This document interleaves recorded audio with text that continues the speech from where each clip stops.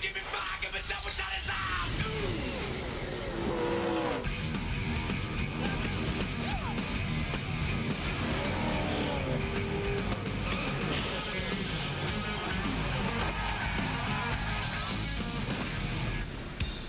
TNT Sports presents NASCAR. Today, it's the New England 300 for the NASCAR Winston Cup Series from the New Hampshire International Speedway. It's a scorching summer Sunday in Loudon. Air temperature 86 degrees. The track temperature right now 128.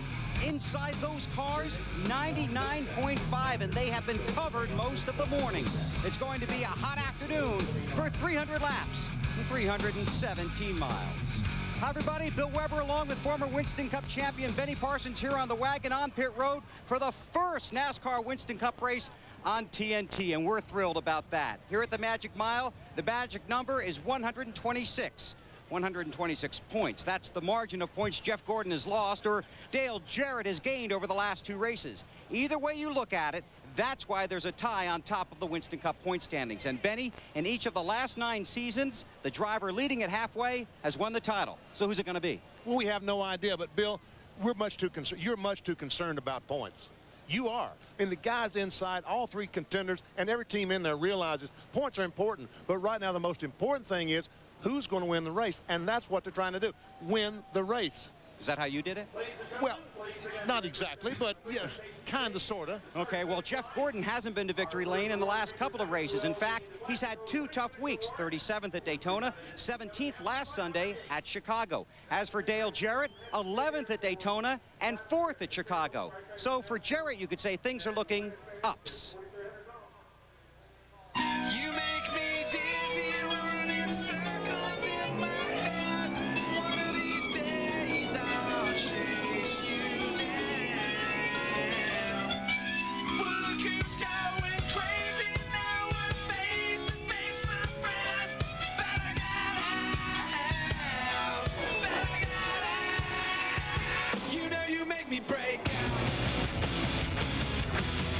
And we're joined here on the War Wagon by Dale Jarrett. And Dale, they teach you guys 2 cliches at driver's school. One is every point is important, and the other is it's too early to start worrying about the points. Which one you using this weekend? I think the biggest thing that we can think about is what our job is, getting our job done. The points will take care of themselves, as everyone says, and you're going to hear Ricky and Jeff say that, and the other guys too. If we do our job, everything will be okay. Okay, Benny. DJ, they put a sealer on this race, all over the racetrack, a sealer they had never tried here at the New Hampshire International Speedway.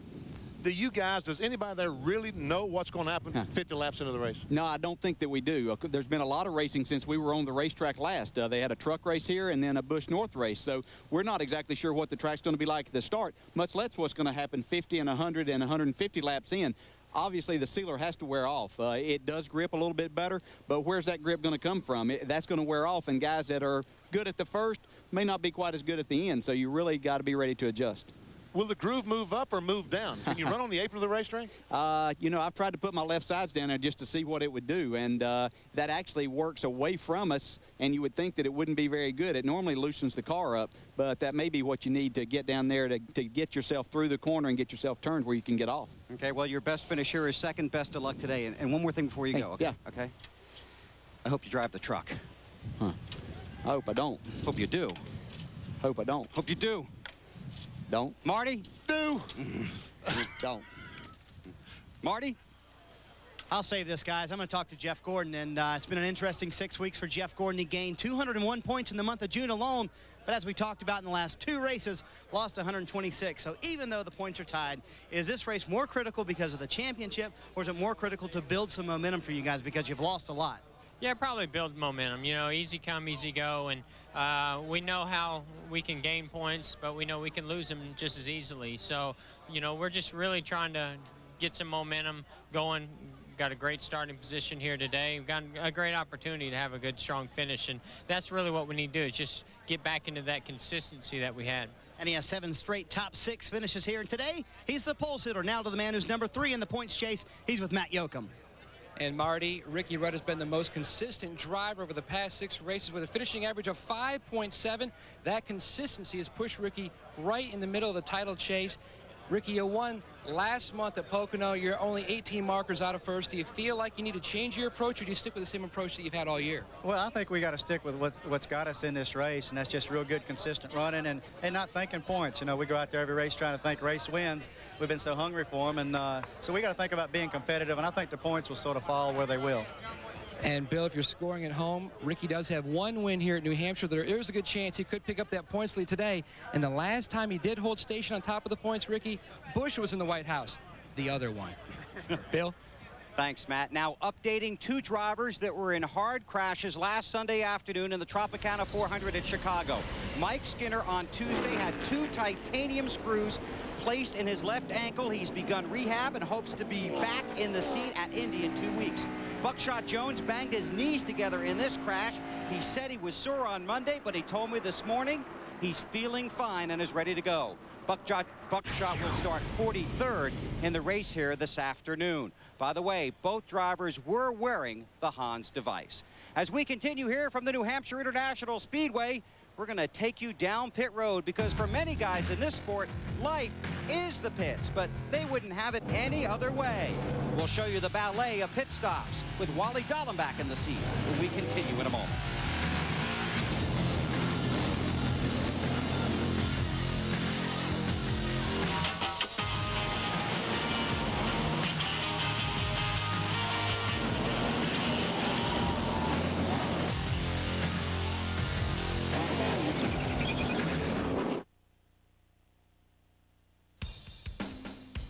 The New England 300 on TNT is brought to you by Midas. Go Midas for total car care. Whether it's exhaust, brakes, or just an oil change, when it comes to total car care, Midas, we do that.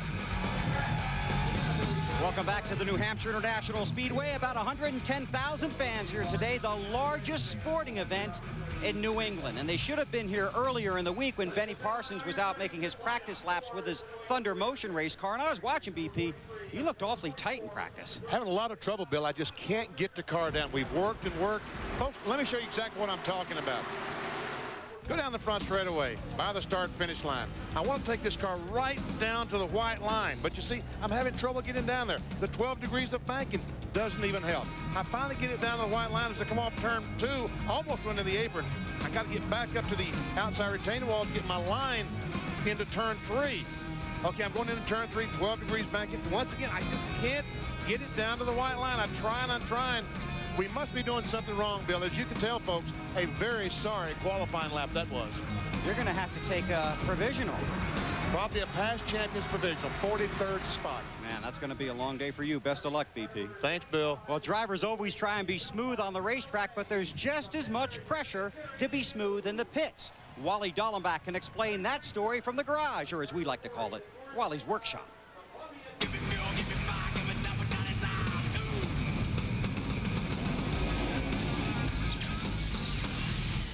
I know some of you fans think out there that 15-second pit stop for the driver is leisure time, pick out a CD for the rest of the race, but that's not true. Let me take you through the most frantic 15 seconds in motorsports. First thing you're doing when you're going down pit lane, very difficult to pick out your pit. You've got cars in front of you, you've got about 40 different pit boards waving, different colors, different numbers. Really, really tough to find your pit box. Once you pull into your pit stop, if you don't have the steering wheel perfectly straight, you've got the wheel turned a little bit, the guys getting the tires off, they can't get the wheel off the race car because you got them cocked, won't fit through the fender well. You want to keep the gear in neutral, keep the car running until the right side of the car is down. When they drop the jack on the right side and they're coming around the left side, that's when you want to put the car in gear, because if you do that when the car is up on the jack, what happens is the rear wheel will spin, and the guy that's trying to get the lug nuts off, he misses the lugs. There's 2 or 3 extra seconds on a pit stop. So you're trying to hold the wheel straight, you're trying to keep the car running, you're trying to keep the brake on. In the meantime, you're trying to get your ice pack out, put a new ice pack in, maybe get a cold beverage, but it's very, very busy. Once all that happens, as soon as that jack drops, you got to go. And not only do you have to go and get out as fast as you can, but you got to do it without hitting guys that are coming. So it's a very, very, very busy 15 seconds. Man, I'm worn out just watching. I think he was listening to Metallica there. Hey, Benny, not just the driver, but big decisions made by the crew chiefs on pit road today. It's going to be so tough, Bill. 2 tires, 4 tires. The tires aren't wearing at all. This sealer has really reduced the tire wear down to nothing. So 2 tires, 4 tires, the guys in the back, you know they'll be changing too, trying to get track position. We've talked about just how important that is. The guys in front, do they change 4, go behind those guys with 2? Can they pass them? A lot of decisions to be made, Bill. And fuel mileage, of course, could be a factor today as well. No restrictor plates here this time, Benny. They used them in the last Winston Cup race at Loudon. A restrictor plate is used to slow the cars by robbing them of horsepower. NASCAR tried it here. It wasn't the solution to the problem after they had 2 fatal crashes at this track. They had to do something, Bill. They had to do. They could not come back to New Hampshire the same way after 2 guys had died. So they did reduce the horsepower restrictor plates, but they found out their cars were running through the corners just as fast with the restrictor plates as without. So that really wasn't the answer. They're here unrestricted, and so far everything has been perfect. Okay, Benny, I know you have an air-conditioned seat for the race, so enjoy it. Thanks, Bill. All right, now coming up when we continue from the New Hampshire International Speedway, the emotional moments and memories of Kyle Petty's return to this track.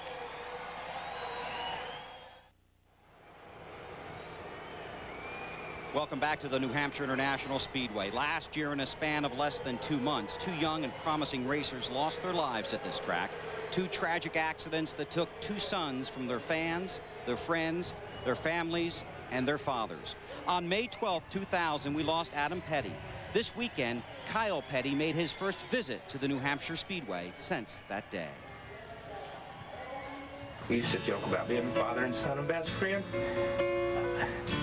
But it was... Dad.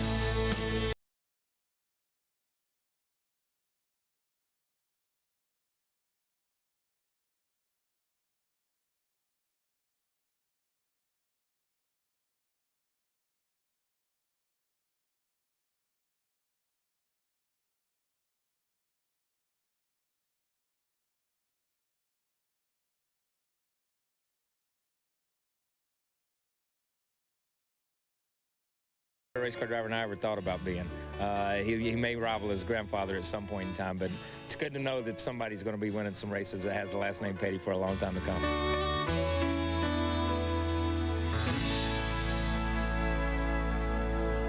Adam Petty made 1 Winston Cup start at Texas last year.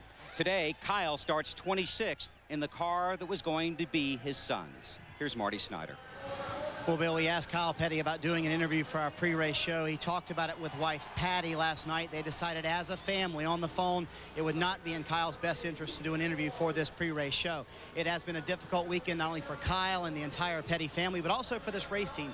Remember, this was Adam's team, and they have not been back to New Hampshire since the accident in which he lost his life. Friday was very difficult for Kyle coming back to the racetrack. Saturday was perhaps more trying. He met with the safety officials who helped Adam after the accident. He simply wanted to say, thank you. I asked Kyle if he was ready to go home. He said, I actually never even wanted to come here, but I knew I needed to come here. I needed this for closure. It has provided that, and for that, I am thankful. But I am indeed ready for the race to start, and I'm ready for it to be over with. Bill. Thank you, Marty. It's a pleasure to welcome veteran reporter Jim Huber to our TNT NASCAR broadcast team. And Jim, you have the story of another son that lost his life here at New Hampshire. Yeah, you're right, Bill. Thank you very much. You know, we come here to Loudon with an ache in the pit of our stomachs. For of the 3 drivers who died racing a year ago, 2 of them lost their lives on this very track, New Hampshire International Speedway. 1 just hours preceding this very race. And if NASCAR mourned the death of Kenny Irwin, you can imagine how his family handled the tragedy for the last 12 months. They're still not handling it very well. I had a chance to spend some time recently with Kenny Sr. to talk about his namesake and his only son.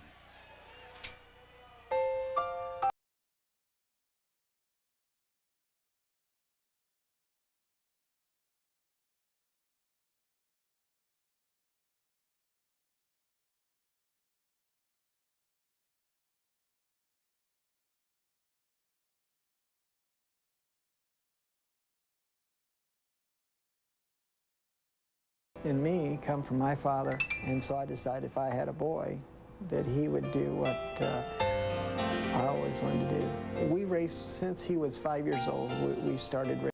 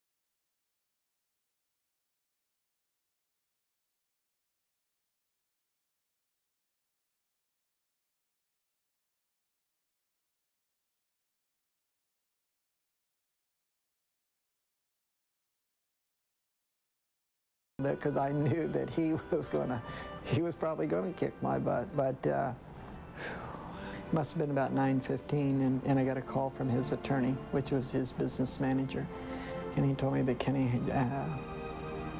just had a very bad accident, and he was crying on the phone. And he said Kenny didn't make it.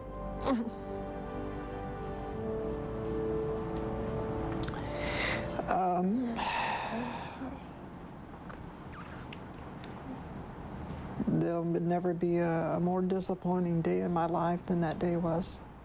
Kyle and Patty were there Kyle and immediately. Patty were an instrument, an absolute instrument. Kyle called me that night or the next morning, and he come over to the house and stayed there a couple hours and come to the funeral.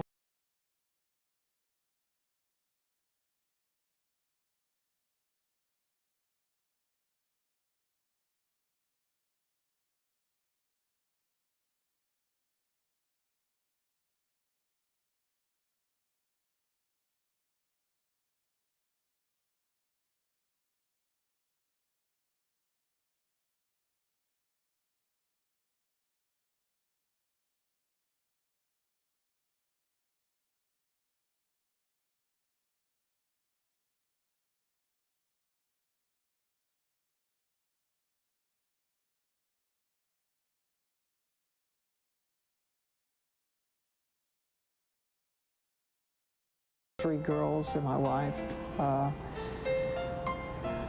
We very much believe in the Lord. We feel that Kenny believed in the Lord as well as we did. And he told, my wife can hardly watch a race. She goes to the track, but she can hardly watch the car go around. And Kenny told her one day, he says, listen, Mom, if something happens to me, I know where I'm going. I'm going to heaven. Kenny Sr. and his wife Reva have learned a lot about their son in the weeks and months following his death. They found out, in fact, that he had a philanthropic side to him that they didn't know much about. They found families across America that he was helping financially that they didn't know about. Families with children in desperate need of help because of medical emergencies.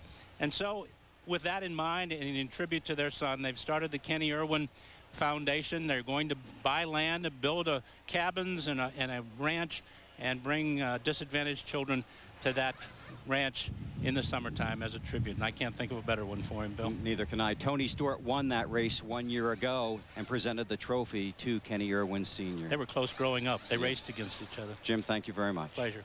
We'll continue from the New Hampshire International Speedway in just a moment. Stay with us here on TNT.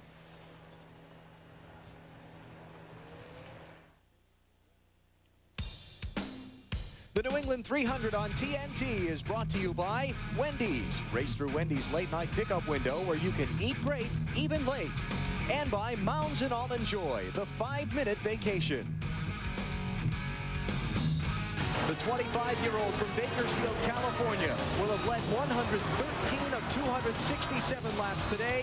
Kevin Harvick takes the inaugural Tropicana 400 at Chicagoland.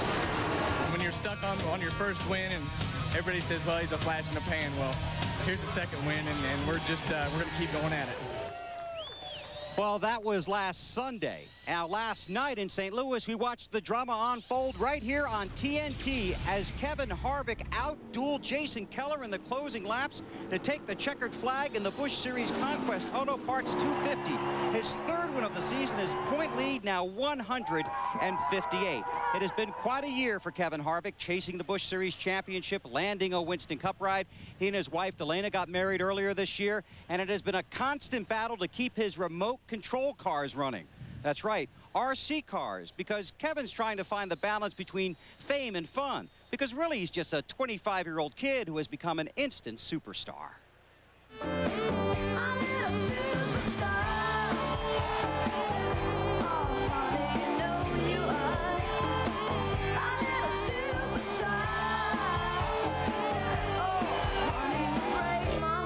think we got big problems.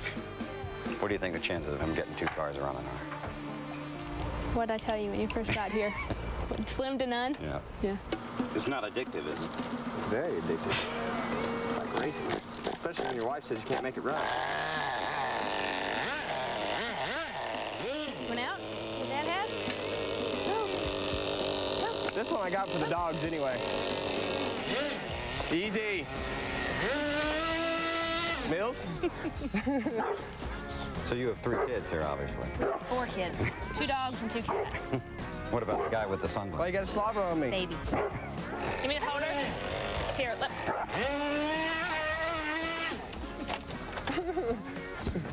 That's why my RC cars don't last very long. It's great entertainment, though. It is out of gas. There's no way it can be out of gas. It's out of gas, I'm telling you. All I can say is I need to find a new hobby. Got to keep busy, keep our mind off of things at home and keep it light and have fun. Is that how it works? That's usually how it works, or if I can keep him off my cooking, or lack thereof, I should say. So. Well, what's the problem with there? Well, when we You got... want to start talking about driving, let's start talking about cooking, honey. Well, I told him from the very beginning, I don't cook. So he seems to want to point that out to me like I made false promises. Never did that. Never did that. So I cook a few good things. I still love you, you're all right. I'm okay. I'm all right, but I could get better.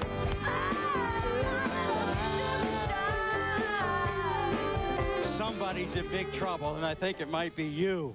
I don't know if I'm in more trouble for saying I liked her a little bit, or she's all right, but she keeps me straight, and so I can't keep my RC cars running. My dogs tear them up. That's the excuse I'm going with. Okay, but you ran great last night. Was that as fun to drive as it was to watch? Oh, it was awesome. I mean, Jason Keller and Jeff Green and Kevin Grubb, I mean, we had an awesome race there at the end. We had a dominant car, and then all of a sudden everybody caught up, so it was pretty cool to win it like that. What time did you get in this morning? 3:30. Okay, you won last Sunday, you won last night. Can you go for 3 in a row? We're going to try. We got a pretty good car. We'll just have to see what the racetrack brings us. Okay, you ready to go? I'm ready. Thanks, man. Thank you. Good luck getting out of the doghouse. No pun Thanks. intended. All right, Kevin Harvick, he's 7th in points, and guess what? He's one of a number of drivers chasing those guys at the top in the race to the championship.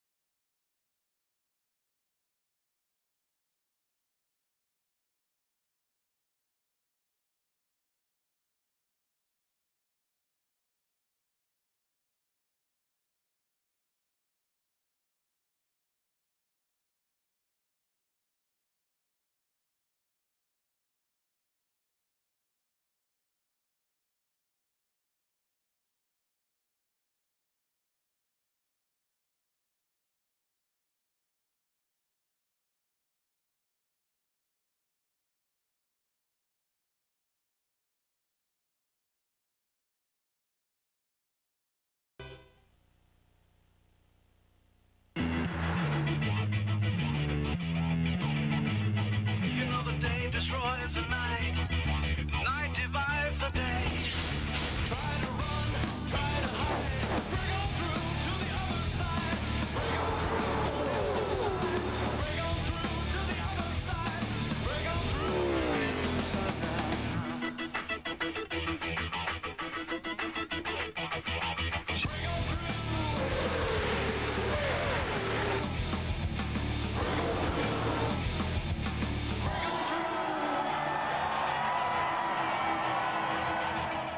Give me fuel, give me fire, give me double shot it down.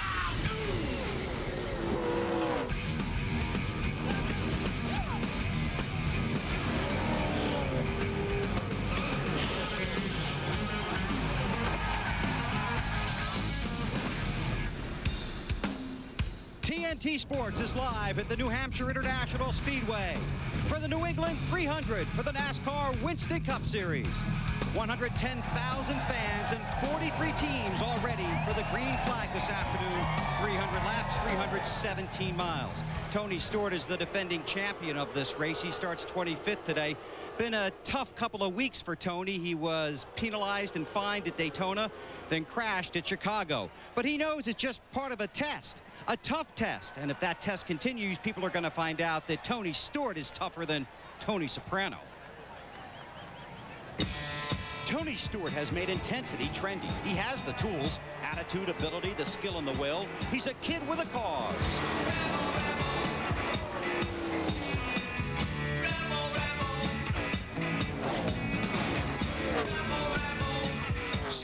smile. Hey, it's hard to tell. But he's not afraid to stick his nose in where he believes it belongs. Tony has zeal. He also has Zippy, a talented crew in a brash orange car. Together, they have brought zest to the twisting road that leads to victory lane. Tony Stewart, a rebel without a pause.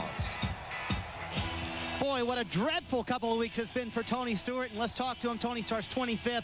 And how important. It's just a good finish for you guys today. It's important for me. It's taking a lot of wind out of my sails. But, you know, everybody behind Home Depot's rallied around us. And everybody at Joe Gibbs Racing's rallying around. And we're going to get things turned around. I mean, we've just had bad luck the last couple of weeks. You know, nothing that we're really in control of. So, you know, you can only control so much of it, so we'll just take care of the parts that we can control, do the best we can today, and it's a place that we've had good luck at, so we'll look forward to it. He is indeed good here, but not as good as Mr. New Hampshire, and he's with Matt Yoakum. Marty, Tony Stewart may have won this event 1 year ago, but last fall, Jeff Burton led every lap to record his 4th New Hampshire victory. Jeff, today, you start from the 10th position. Do you still have some of that Burton magic left for the mile? Well, I certainly hope so. We've worked really hard on this race program for sure. I think the sealer is going to be a major factor. If the sealer gets wore off, the people that are running well early aren't going to run well late. And if it doesn't get wore off, then it'll be just like a normal race. The guys that can go will go. But we think the sealer is going to come off just a little bit. We've gambled a little bit thinking it's going to come off. We're not going to be a ball of fire for short runs, but I think on long runs we got a good car. Burton begins his drive for 5 from the outside of row 5. So the first item on his agenda, get to the bottom and fast. To Dave Burns. Matt, in the last 12 races, Mark Martin has gained 15 positions in the points on the strength of 7 top 10 finishes. Here at New Hampshire, he leads all drivers with 10 top 10s, but he's never won here, and he hasn't won yet in 2001. Today, Mark Martin hopes to erase 2 big goose eggs with 1 big win. Bill Weber. And here's one more guy to watch. Rusty Wallace has just 1 top 5 finish in his last 7 races this season. But at this track in 12 races, he has 9 finishes of 8th or better. Rusty won the first Winston Cup race at New Hampshire. He wants to win the next one, and the green flag is just minutes away.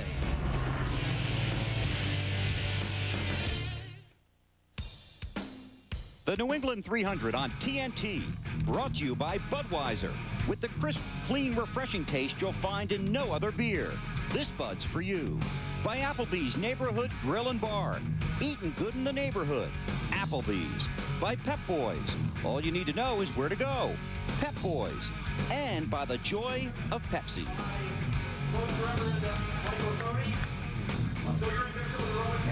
It's a beautiful Sunday afternoon in Loudon, New Hampshire. The sun is shining. Temperature could reach 95 degrees. The fans have come from around New England and around the Northeast to see the NASCAR Winston Cup stars in action. The drama is about to unfold now. The pre-race ceremonies. Father in heaven, we thank you for the gift of life.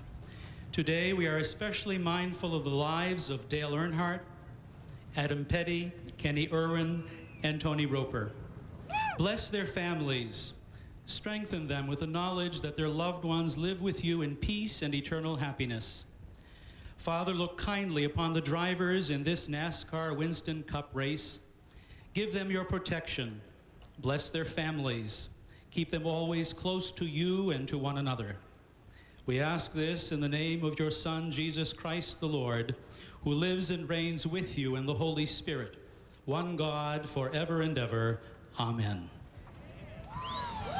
For the Star-Spangled Banner, Denise Doucette.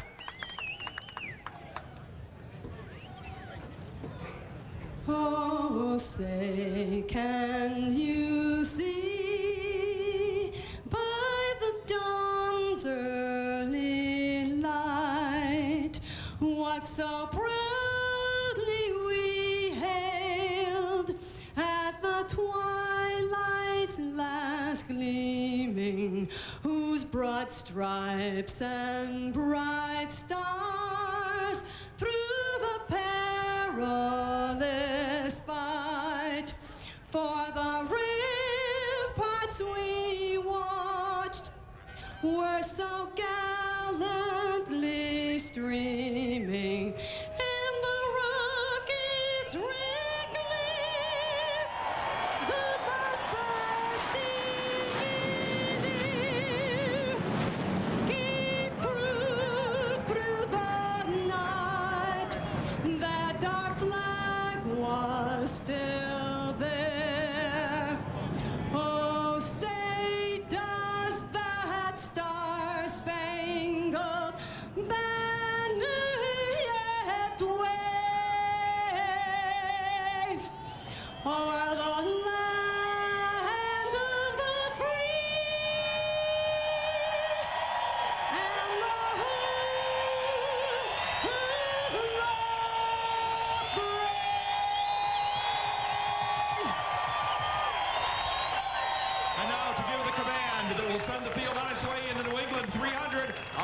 Marshal Chris Economaki.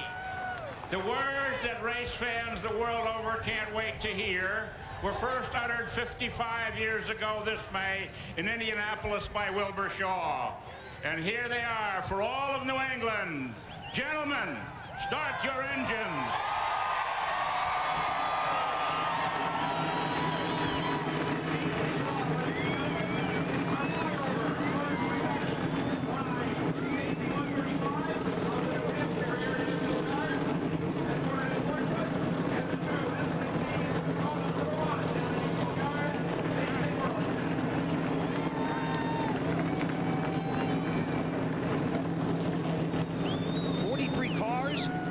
laps, 317 miles, and 3 men to take you along for the ride.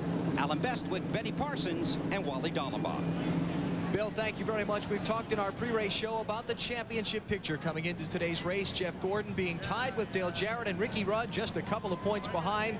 Benny, Jeff Gordon with tough luck the last couple of weeks. Does it change how he drives today's race? No, as a matter of fact, I spent some time with the crew this morning. I said, are you guys going conservative or aggressive? We're trying to make up our mind right now on a spring change. Everything else is aggressive. This is kind of a change. I talked to them later on. They went the aggressive way. They understand, Alan, they have to try to win some races and get the momentum back. Weather is hot today, especially for northern New England. Temperature's going to be in the mid-90s. Wally, how does that affect the drivers and teams today? It's going to affect the driver, and believe me, as a driver, let me introduce you to a couple of my best friends. Today, I've got a lot of these hoses inside my car. They're going to the helmet, they're going to the seat, they're going to my feet, anywhere I can move some air. Also, another friend is the ice pack. I'm going to be putting these ice packs in between my suit and my chest all day long, and I'm going to be keeping asking for all day. I want a lot of ice. The biggest topic of discussion in the garage area this morning, the track surface and its condition here in New Hampshire. This is the way that it looked earlier this morning before the drivers and teams rolled their cars out. What is all that? That's rubber, Alan. And you know, what's really concerning the teams, that was not there during their happy hour session yesterday. But they had a truck race, they had a Busch North race, and last night when they go on the racetrack, they found a lot of rubber strips on the racetrack.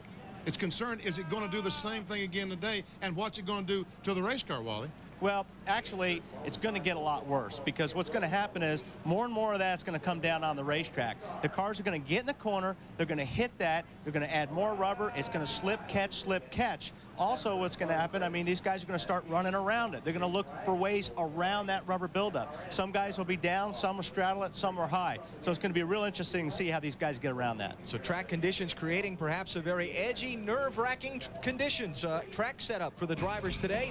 The New England 300 green flag and starting lineup is next.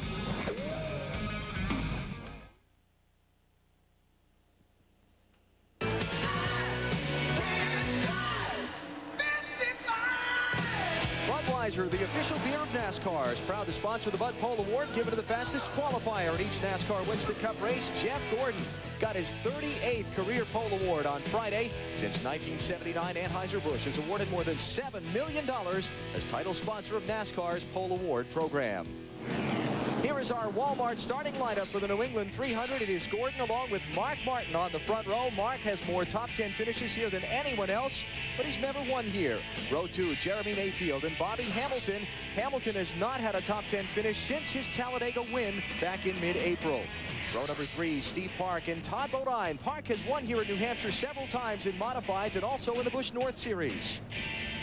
Row 4, Robert Presley off his best career Winston Cup finish, a second last Sunday at Chicagoland, and Ken Schrader. In the 5th row, it's Dale Jarrett, tied with Jeff Gordon for the championship lead, and 4-time New Hampshire winner, Jeff Burton. Let's try talking to Jeff Burton on the radio. Jeff Burton, Benny Parsons up at TNT. You got me? Man, what's happening? Hey, Jeff, you're starting 10th. We've all seen this as a one-groove racetrack so far. Have you got a plan to get to the inside? You can't really make anything happen. It's just got to happen for you. We get a hole, we're trying to get down. If we don't get a hole, we just have to wait it out until we do get one. That's all you can do. So it's a long race.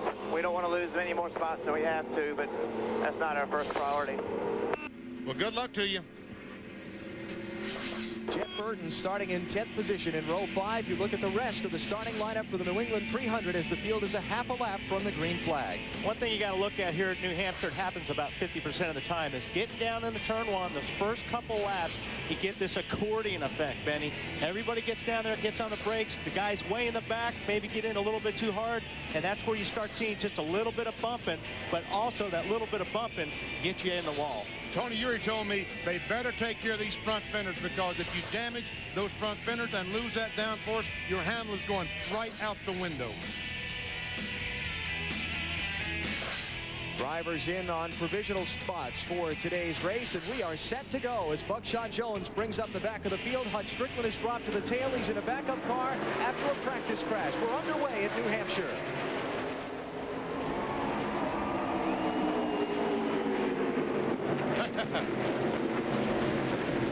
Mark Martin just dove to the inside. He said, I got to get inside. Ricky Craven hung to the outside.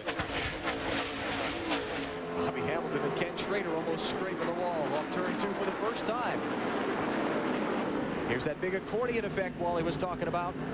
Yeah, they actually got through 1 and 2 really clean there, so if they can make it through another lap or 2, I think they've got it made. Gordon leads lap 1. Martin and Mayfield snug up on his bumper. There's Park in 4th, Hamilton in 5th. Well, Jeff Burton certainly had no plan, because he still hung on the outside, trying to get by Ron Hornaday in the 14 car. And Jimmy Spencer diving to his inside. Change for second. Jeremy Mayfield is by. And here's lap 3.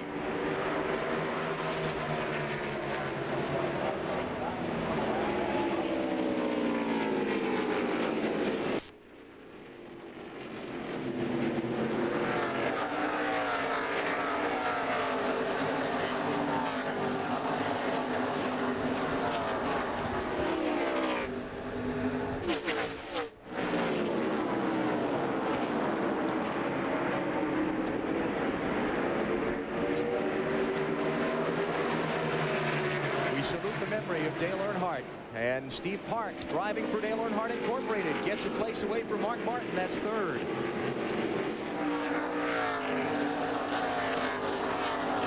Had a little contact back in traffic. Tony Stewart and Ricky Craven got into it. Ricky Craven, the 32 car, just desperately trying to get to the inside of the racetrack, and Tony Stewart, I talked about taking care of that right front fender. Nothing Tony could do, because the 32 car came down on him. This is from Bill Elliott's view. And that right front fender on Stewart's car does look to be pushed in. Oh, we got a crash down in turn 1. Joe Nemechek, is that? Elliott Sadler is involved in it. That's Elliott. And Nemechek, the other car. Caution's out. There's Joe.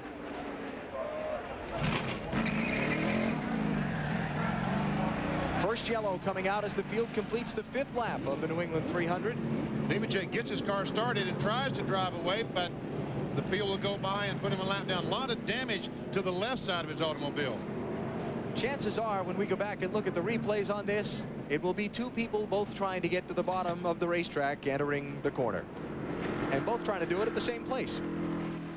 Oh, yeah, you get, well, first of all, you got 3 abreast going down into turn 1. That's not going to work. So. And Elliott goes up and makes contact with the wall, as does the 33 of Joe Nemechek.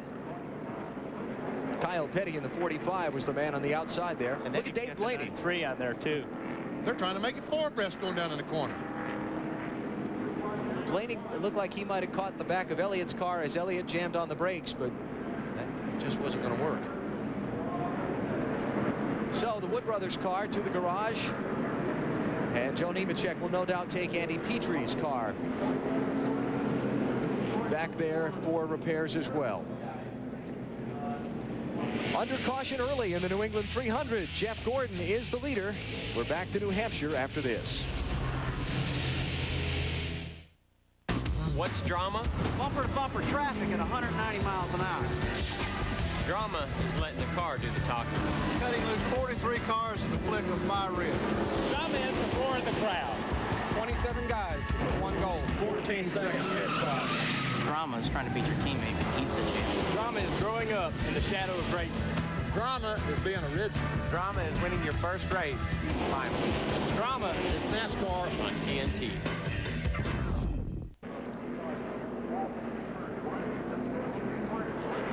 Back at New Hampshire International Speedway, a lap away from the restart in the New England 300. There are the top 5. Jeff Gordon has led all of the 8 laps completed so far. Storylines we're going to track throughout this day for you. The race for the championship. Gordon and Jarrett tied atop the points coming in, with Ricky Rudd just 18 behind. Kyle Petty's first race back here at New Hampshire in over a year. Hot, especially hot for northern New England today. We'll see how that affects the race. And we'll see how the heat and the cars and the rubber and the sealer all affect the track surface as well. Pit Road reports, Bill Weber.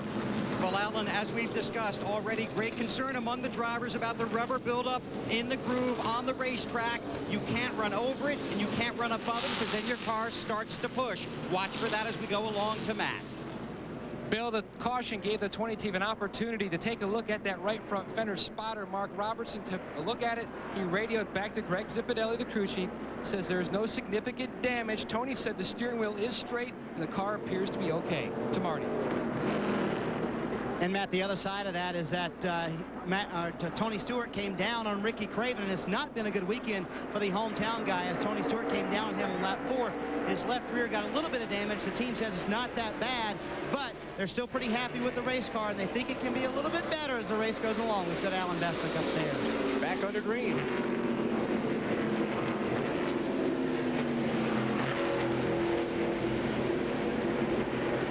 Talked about before the start, everybody wanted to get to the bottom. Well, a single file restart, they're all there now.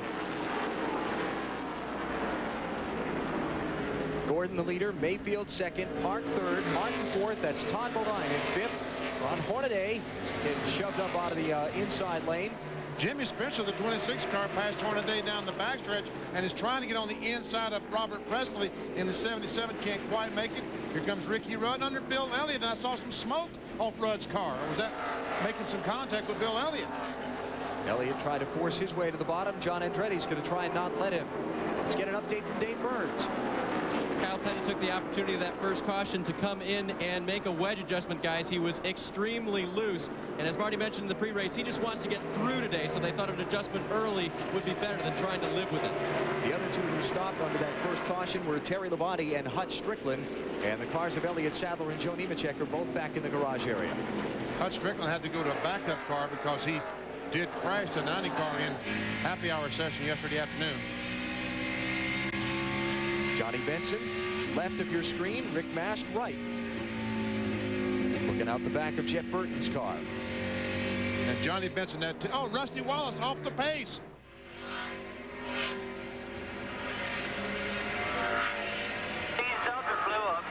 Oh, my goodness. Hear that from Rusty? Blew up. To the garage. Wow. Rusty Wallace, former winner here at New Hampshire. Talked with crew chief Robin Pemberton for an extended period of time this morning. Thought they had a car they could get up and maybe by a couple of adjustments later in the race contend for the win. He's out at lap 12.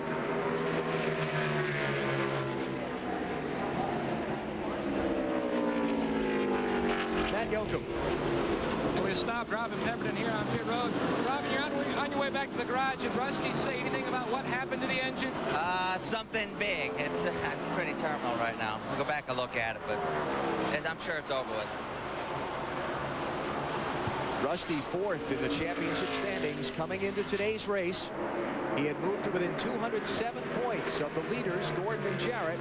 This is going to hurt.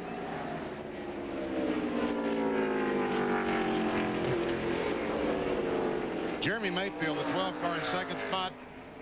I'm telling you, Jeff Gordon, I think, realizes if Jeremy Mayfield gets up there, he's going to do some pushing and shoving because he wants to get in front. Bill? Benny, it's going to be interesting to see how much pushing Jeremy Mayfield does do if he can catch Gordon, because they radioed to Jeremy that Rusty blew up. Now remember, these guys are teammates. They told him, be careful, be gentle on that gas pedal. Rusty is done for the day. So watch that. The guy in second place has already lost his teammate to an engine problem.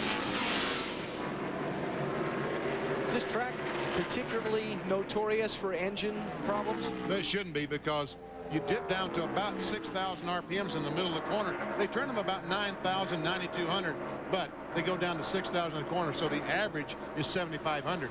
Last week in Chicago, the average was like 8,250, and that's what kills so many engines at Chicagoland. Dave Burns. Rusty Wallace lifted the hood himself, took a look. What did you find? It broke a motor. I don't know what broke in it. It seized up coming off of turn 2, and it's either a rod or a piston or something like that, but it blew big time, so we're out for today. All right, that is a quick exit for a guy, like you said, Alan, 4th in points. Watching the race for 3rd, 4th, and 5th, and yeah, that is going to hurt Rusty Wallace significantly, Dave. Steve Park in the 1, Todd Bodine in the 66, and Dale Jarrett started 9th, moved up to 5th. And he's underneath Todd Bodine for that spot. 4th place for DJ. Talked to Todd Bodine this morning. He was sitting on a jack stand by his car with his brow very furrowed. He said, we don't know what we're going to do. We're just going to throw all kinds of things at this car and hope it runs well. Not working out too badly so far, as Bodine is up in the top 5. Jeff Gordon leads early in the New England 300 here in New Hampshire. You're watching NASCAR on TNT.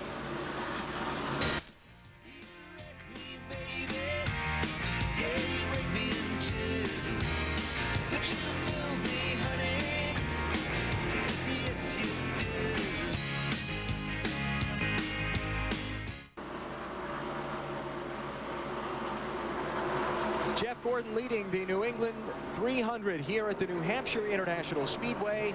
Let's see, Fenway Park only holds about 37,000 or so these days. Foxborough, the Patriot Stadium, only holds about 55,000. Got 110,000 fans here at the NASCAR race in Loudon, New Hampshire today. Jeff Gordon's led all the laps so far. We are at lap 23 now. He's out in front by 2.145 seconds over Jeremy Mayfield. There you see the interval, and pretty good distance back to the new 3rd place runner, Dale Jarrett, who's just passed Steve Park for that position.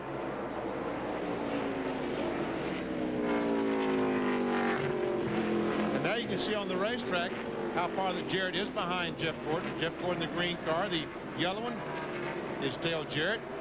He's currently in 3rd position.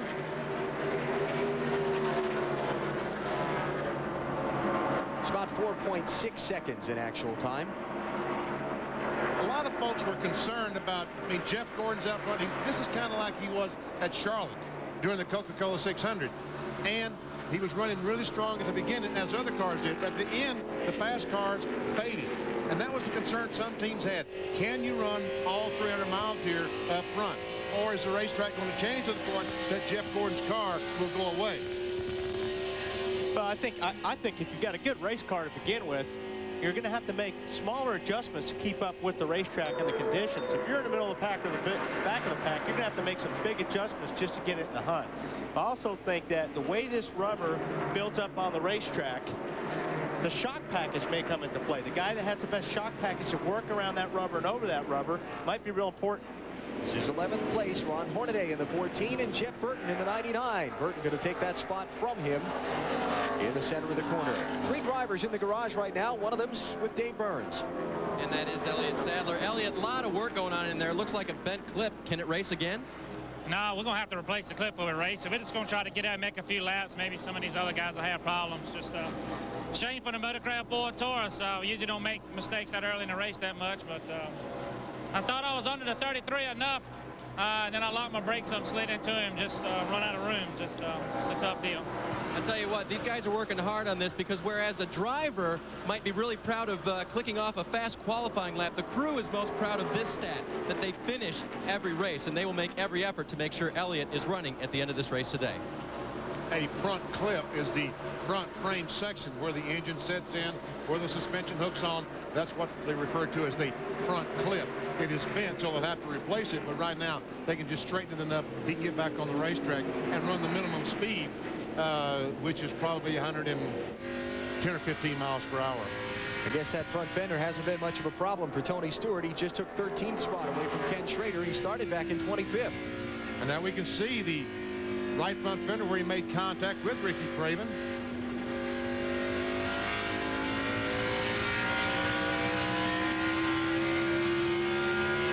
position is Stewart's. But his car will be better when they get in there and take that tire off and beat that fender back out. That will make his race car better. And get back to Elliott a little bit. There's nothing fun about doing what he's talking about doing. I mean, getting that car fixed just so you could go out, make some laps. You're looking in the mirror more than you're looking at the windshield. That's the worst thing for a driver and a team. You know, a team hates to have to watch that car go out there and limp around, but it's such a premium on every point in the championship, you have to do it. Kevin Harvick on the move. Started back in 24th position. He just took 14th from Ken Schrader. This after, as you heard at the end of our pre-race show, arriving here at 3 a.m. fresh from winning last night's NASCAR Busch Series race in St. Louis that you saw here on TNT. That 10 car, Johnny Benson, in our happy hour show yesterday, he was by far the best car. Dale Jarrett moves into second spot. But Gordon is down the road a ways.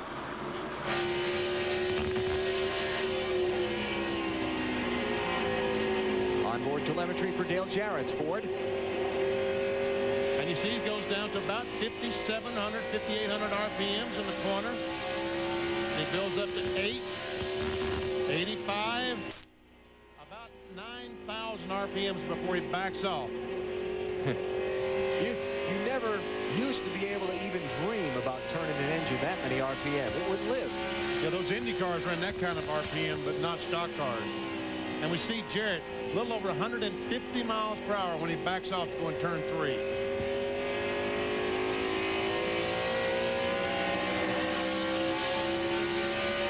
Man, that car has some acceleration. Jeff Gordon is out in front of Jarrett by 4.6 seconds. It's about 2/3 the distance of the back straightaway. The third driver that is in the garage right now, we heard from Elliott Sadler and Rusty Wallace. Joe Nemechek is with Dave Burns. Now, and he started 28th today, and Joe, I guess this is the main reason why you don't want to start that far back, guys, trying to get to the front too early? I think so. You know, a little bit of impatience there. Whoever tried making it 3 wide, getting in turn 1, it wasn't the time to do it. Just wasn't enough room. The track's really slick at the start of the race. I know when I was in the high groove, I was really loose. Just got up underneath Kyle Petty, and going in 1, all of a sudden I got turned around backwards. Not good. Thing hit the wall pretty good on the left side, but I'm okay. Want to say hello to Andrea and the kids, everybody back home. They're going to fix it, but it's wrecked pretty good, and we'll be ready to go to Pocono next week. The track that Joe likes very much, and he hasn't had that great a start since he came back from injury. He's had a 27th at Daytona and a 16th at Chicago last week, so he will look forward to Pocono. Well, Burns has been busy on the garage beat here. 3 drivers already back behind the wall in the opening 35 circuits of the New England 300. You're watching NASCAR on TNT.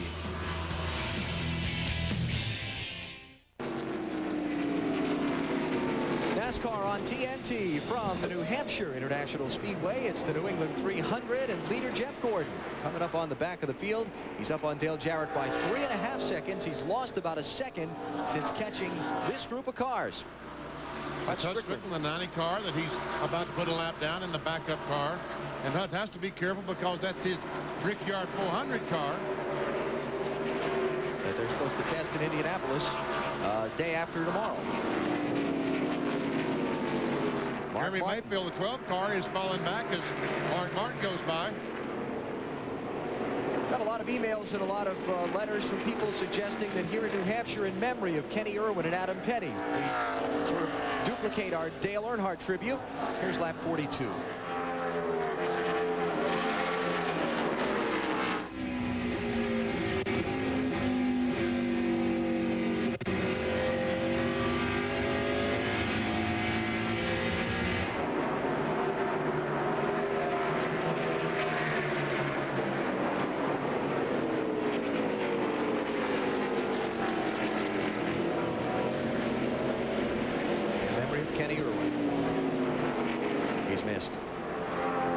This is the race for 5th, 6th, and 7th we're looking at. Jeremy Mayfield in the 12, Todd Bodine in the 66, Ricky Rudd in the 28. Check that, this is 6th, 7th, and 8th. Mark Martin in the 6 car is running 5th. Up ahead of this, Jimmy Spencer has moved into the 4th position.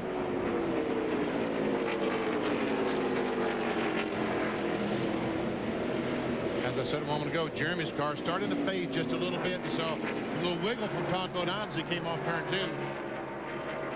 And now we come to the 45th lap. And we stand silent in memory of Adam Petty.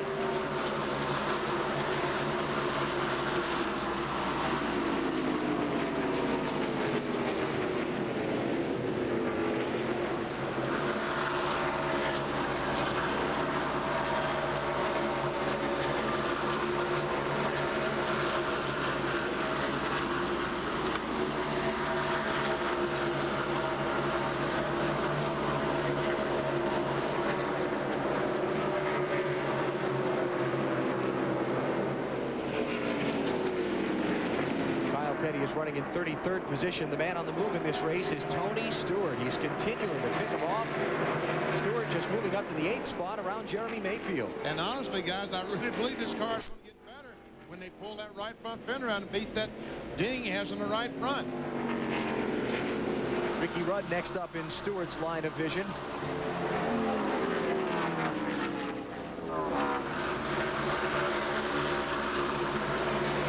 Stewart having picked up 17 positions already in this race. Bobby Labonte with a nice move up 13 spots. Jerry Nadeau picking his way into the middle of the field, but the big impressive move so far is Stewart, who's up into the top 10 and climbing.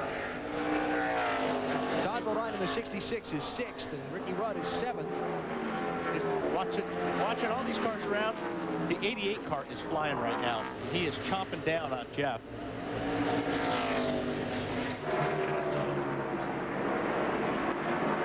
Let's go to Marty. And Alan, patience being preached on the radio to Ricky Rudd. He started 14th. He is up to 7th. Before the race started, they had a radio problem. They quickly resolved that problem, but Ricky was a little panicked, to be honest. They had to calm him down in the first few laps. The car very consistent. In fact, it gets a little better the longer he runs. Now, when you talk to Ricky about the championship chase, he says, you know what? We're the underdog. There's no pressure on us. There's pressure on Gordon. There's pressure on Jarrett because they've won it before. Everybody expects them to win it. Nobody expects us to win it. And Benny, to be honest, when you won your championship, you were the underdog. I think that's the greatest position to be in. Don't you agree? I agree with you wholeheartedly. Who in the world expected me in 1973 after just 3 years in NASCAR Winston Cup competition to beat Richard Petty or Gale Yarborough? I did. I wasn't born yet. Oh, wow. Just kidding, Benny. Tony Stewart grabbed another spot. Did you see him come off turn 4, just turn that 20 car left and take the position away from Ricky Rudd? I can't believe we're picking our Benny like that. I know it. Of course, he did just have one of those birthdays that ends in an O. And 100? He wasn't he wasn't happy about that day either. Tony Stewart is romping his way toward the front, but he's got a little ways to go before he catches Jeff Gordon. Gordon has led every lap so far of the New England 300. We're 50 laps in to the event. You're watching NASCAR on TNT.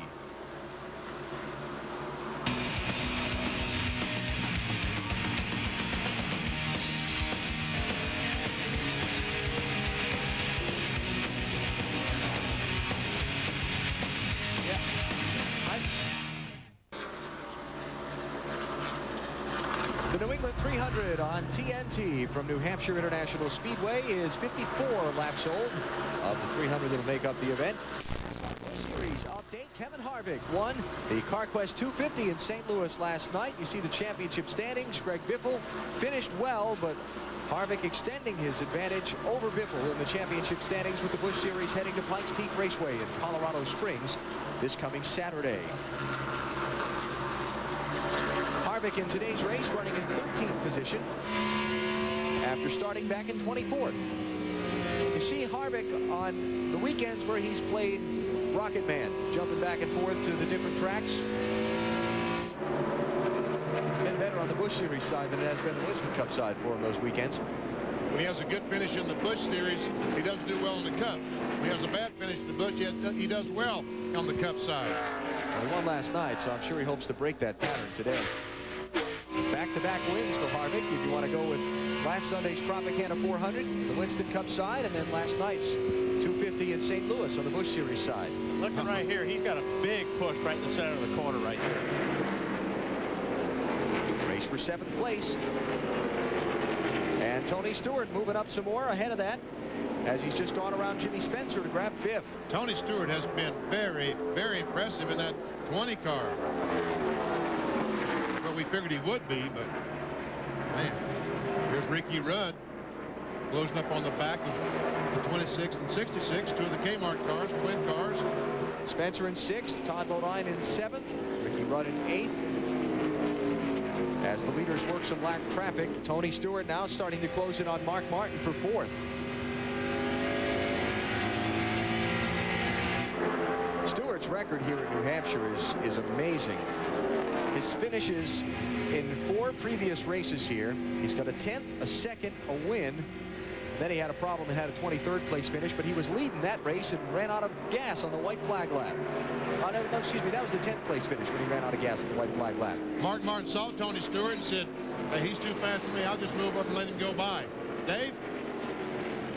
Benny, he is so quick that teammate Bobby Labonte, who can talk to Tony and to his spotter, hopped on the radio and said, hey, what line is he running? And they told him, and Bobby started to pick up positions. Caution out, Johnny Benson is in trouble.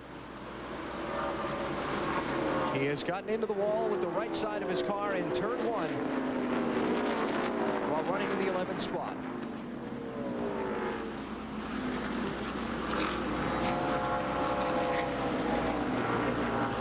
That's a tough break because Johnny had a really good car. Well, he really did. That is so tough. Oh, and there's some pretty big damage there, too. Look at the rear end housing. See how much gap there is between that right side fender and the rear end? That means it's probably been moved over to the left a little bit. And I was talking about taking care of the front fenders because of downforce, and that right front tire is just going to knock that right front fender off probably before he can get back in. And there's Benson. He goes in the corner. It's almost like the tire might have gone flat, or maybe the brakes didn't work properly. I don't know. I talked with Johnny this morning. He had high hopes for a good run today. He said, we've run well here in New Hampshire a lot. We've just never been able to get a good finish out of it. Happened again. Pit stops at lap number 61. Matt Yoakum. The 3rd car in line. Steve Park makes his way to his pit stall. He was a little bit tight when he tried to get back in the gas. Paul Andrews tells me they will try to make a slight wedge adjustment. This will be a 4-tire change on the Pennzoil Chevrolet. There you can see Chad Walter with the wedge adjustment. Stick him around to the left side of the car. Let's go to Bill Weber. Jeff Gordon in his stall getting 4 tires, a little loose going into 1, but he says everyone is loose there. He's tight coming off of 4. He and Jarrett race off of pit road.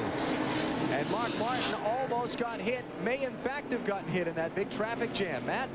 Alan, it was too close to call, but 3 cars, the 1 and the 6 and another car all came together. Mark Martin tried to get around that. It looked very close to whether he might have brushed the wall. We're going to have to look at Todd Bodine lost all kind of ground on that pit stop, too. Remember I was talking on the pre-race show. You got to get out of the pit, but you got to be careful with all these people coming. Oh, wow. It's close. That is so close. But it looks like Jeff Gordon might have it by an inch, 2 inches.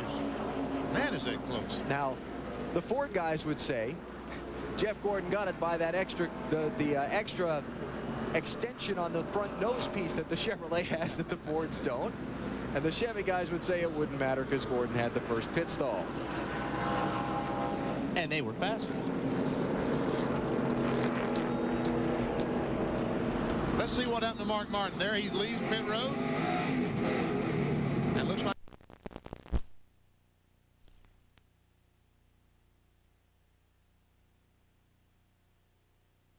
in at Daytona, but you're not supposed to do that on pit road. Wasn't hard enough to cause damage to either car, I don't think. I don't think it was. So, the race off of pit road was an exciting one. We'll come back for the restart in just a minute. Next weekend, the biggest dramas are on TNT. Friday night at 8, Clint Eastwood stars. About 3/4 of a lap from the restart here at the New England 300. Our pit summary. Most everybody holding serve, although Tony Stewart lost a few positions. Backed up 3. Look at Jimmy Spencer from 6th to 3rd. boy, Jimmy. Todd Bodine in 7th, out 19th. Ouch. Now take a look at this. Casey Atwood's crew. Ed Watkins, the jack man, he's watching the left front guy, but Ed gets a little lazy. He lets the car down, but he doesn't pull the jack out. And watch this as Casey Atwood runs over the jack, spins it back into the rear tire changer's leg.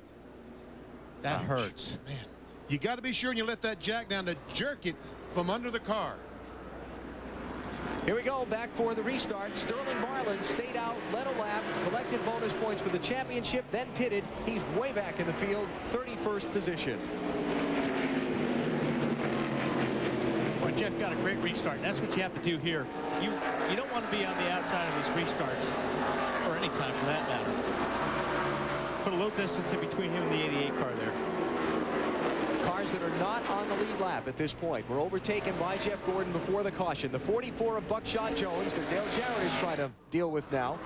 Robbie Gordon in the 31.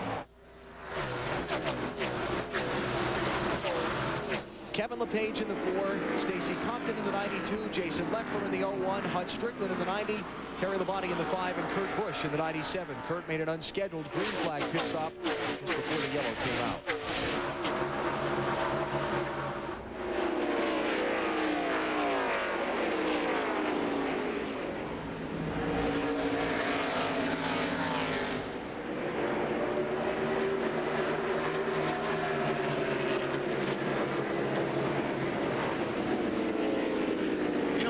Jones in that 44 car doesn't have a very bad piece.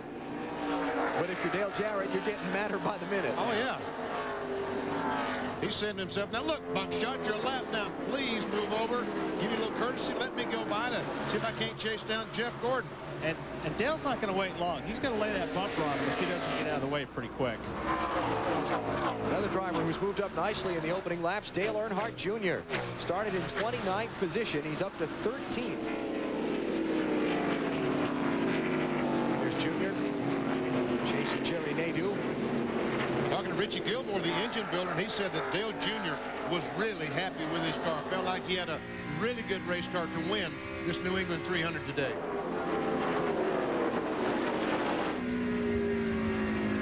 Nadeau started in 38th. He's up to 12th. I talked to Tony this morning, and I looked at the right rear spring that was in that car, and I didn't see the number, but it's a big right rear spring. And he looked at me and said, we're not going to be tight today. There's no way. So looks like the 25's turning pretty good right now. Nadeau's crew chief Tony Furr. Let's get more on Dale Earnhardt Jr.'s race. Here's Dave. Well, the great thing is the car right in front of him, you mentioned he was chasing Jerry Nadeau. They only changed 2 tires, but Dale Earnhardt Jr., their crew changed 4. So they got him on and off pit road, made a slight adjustment with air pressure to loosen the car up a bit in the center of the corner, but that was a fast 4-tire stop.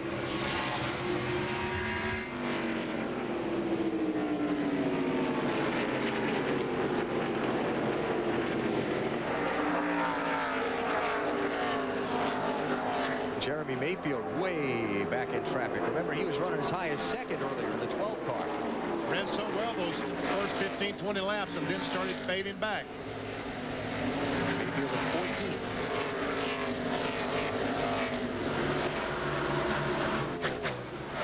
A lot of these guys are paying attention now to what everybody else is doing, like on this 4-tire, 2-tire deal, because that's going to come into play towards the end of the race. Should I take 2? Should I take 4? Should I just take fuel and go? So they're all watching each other. A lot of teams right now have their stopwatch out, and they're timing this 25 car to see how fast he can run with 2-tire change versus how fast Jeff Gordon can run with a 4-tire change, because they may want to do exactly the same thing on the last stop. 2 tires. Remember when Jeff Gordon won the race here with a 2-tire stop and made Jack Roush so mad? Yeah. Set off that whole tire controversy in the garage area that had Ray Evernham walking around saying, it's just air, Jack. Because Jack said, there's no way you can take 2 tires and beat my race car that had 4. They had to be doing something wrong. Hey, Buckshot's not DJ's way right now. No, he's not. And he's in a good spot. I mean, if the yellow does come out, he's close enough to the 24, but if the 24 will give him a little slack, he can get his lap back. More on Jeff Gordon's race from Bill Weber. Well, Alan Gooden 1 and 2, a little tight off of 4 as we talked about, but they opted not to make any changes. They worked very hard on this car in the 2 practice sessions here on Saturday, 45-minute sessions. Normally we call that happy hour, but they've changed the format as we know this year. In fact, Jeff came in after the first practice session, the first 45 minutes, and said, whatever changes you're going to make them big, because right now this car isn't very good.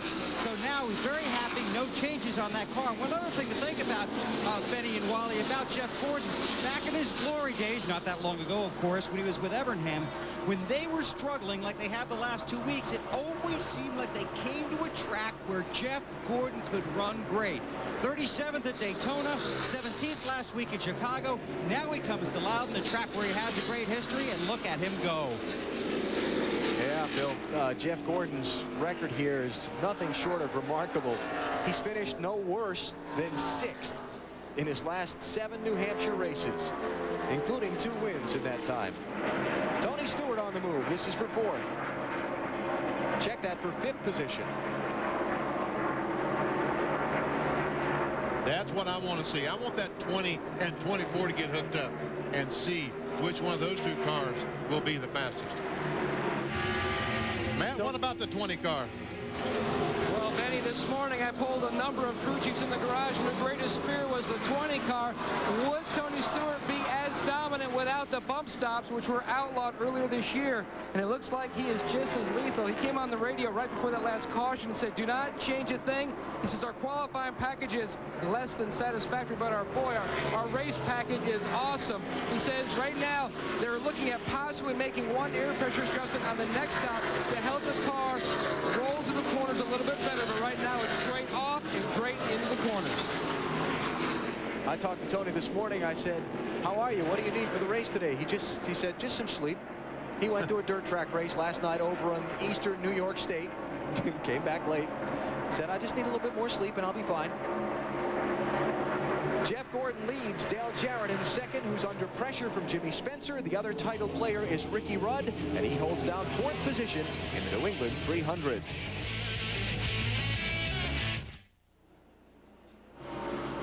Our Wendy's race menu next weekend. It's on to Pocono Raceway in Pennsylvania, that giant 2.5-mile, 3-cornered track where we always see some great competition. 12:30 Eastern Time. 2 weeks from today, the Brickyard 400 at Indy. Then it's on to the Watkins Glen Road Course and the 2-miler in Michigan.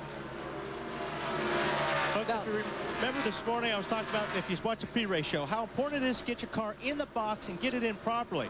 Watch the guy in the right front.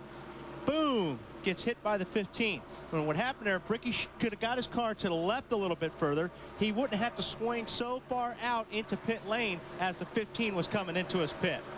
It's Michael Waltrip's view. Is Michael at fault here? No, not really, because Michael was just trying to get a better shot in his pit. The 32 car should have been further in the pit to... Marty? Well, the best part, guys, is that Jim Carbon, the man who was carrying the front tire, finished the pit stop. And that's why Cal Wells makes his team wear those safety helmets. You're looking at Jim Carbon right now, and he was fine after that stop. Finished the stop. They were actually pretty happy with the time, too. How about shoulder pads and hip pads and the rest of it? Those big leathers with the pads in them that the motorcycle racers wear. Craven right now is running in the 21st position. Behind this guy, he's the leader, Jeff Gordon. Out in front of Dale Jarrett by 2.7 seconds. And Jarrett still getting a lot of pressure from Jimmy Spencer. Thought for a minute that Jimmy was going to be able to get up there and poke the nose underneath, but after a brief try, he's fallen back in line. We've got Ricky Rudd 4th, Tony Stewart 5th, then Steve Parks 6th, Mark Martin 7th, Jeff Burton 8th, and John Andretti 9th. There's the race from 6th.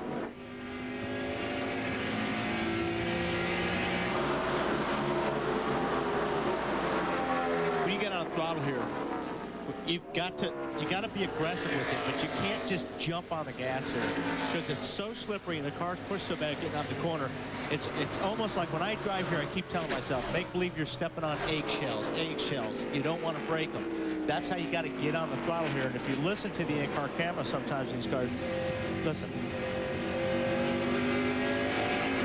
See how he sneaks up on the gas. That's the right way to do it to get out these corners. Well, one reason he was sneaking up on the back of Steve Park's car.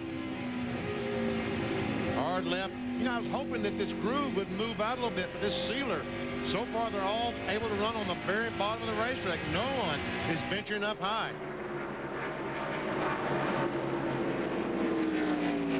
They only go up there when someone gets on the inside and kind of roots them up there. Steve Park, Mark Martin, both got down the straightaway. Top speed on Steve Park was 154 miles per hour. He'll go down in the corner, and his slowest speed will down to 96 miles per hour.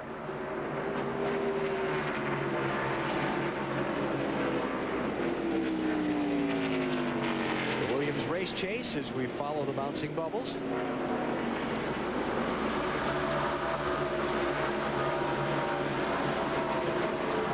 Got a car in trouble in turn 2. It's Jeremy Mayfield. Caution is out. Bill, what happened? Blew a tire, Alan. I can't see it from down here because we were actually looking to work with this team because they had a problem with their right front on the previous run. Jeremy on the radio blew a tire. It looks exactly like Johnny Benson's front tire. I wonder if these guys are using the brakes so much that they're melting the bead. It ain't gonna matter now. I wonder if they're melting the bead on that front tire with the brakes. So much temperature. Explain what the bead is on a tire. Where it mounts to the rim. And the brakes is right there by that bead on the rim, and sometimes it gets so hot it just melts the rubber. And that right front is going to be the hottest spot on that car when it comes to brakes. The rotor, the brakes, the caliper, that's the hottest point of that race car. So you could be right, Benny. Pit stop's going to happen here about 30 laps after they did last time. So let's see what we get for leaders coming in and tire strategies and so on. Bill? Well, first of all, Jeremy Mayfield has made it back to pit road. Obviously wanted to get here as quickly as possible. Has right front damage, getting right side tires. They're going to have to beat the sheet metal away. Talking to his crew, can't get that tire off the car basically because of the impact. So the lug nuts are snug on there, trying to loosen them, using a hammer, everything they can just to try and break it free to grab that tire, get it off of there. So trouble for the crew on pit road. Now they've got another hammer. Jeremy sits there very frustrated. What had happened earlier in the race, they now have the tire off, was the car was just sliding up the track. It wasn't tight, it wasn't loose. It was almost like a full four-wheel slide up the track, especially in 1 and 2. He actually took a chunk out of his right front tire on the previous run. This tire hadn't been on there very long. Now they've got 4 fresh tires and fuel to pull the sheet metal away. Already have lost at least 1 lap. May lose more here sitting on pit road. So disappointment early for Jeremy Mayfield. Here's another look at what happened to Jeremy Mayfield down in turn 1. It looks like Johnny Benson all over again. It's almost exactly the same thing. And in fact, we did get a report a minute ago from Benson's team that it was a cut right front tire that caused his impact earlier.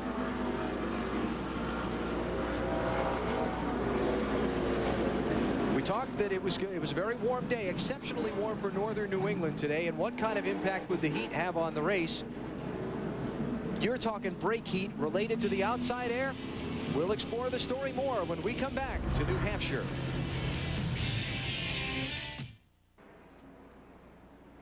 Next weekend on TNT, our coverage of the race for the championship continues. Friday, it's Bud Pole qualifying from Pocono Raceway. CNN Sports Illustrated's the place at 3 Eastern time.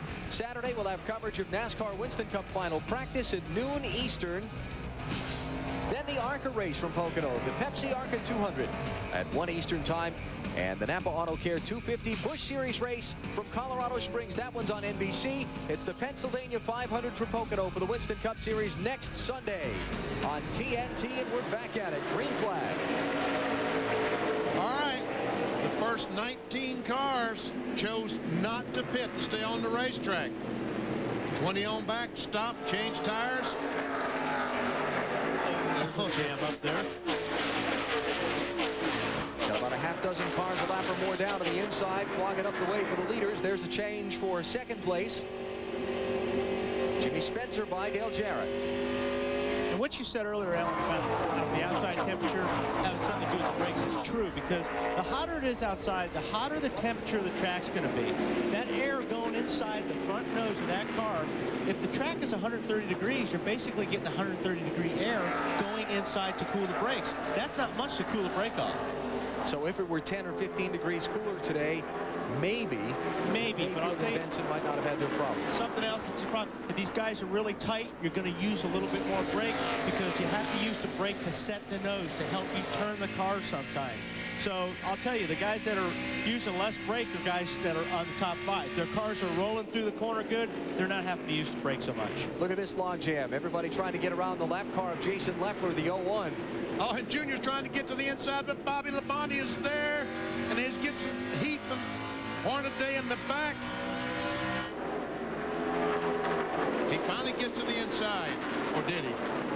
Yes, he did. And Hornaday's trying to go by on the outside. Come on, Ron Hornaday, show him that outside drill will work.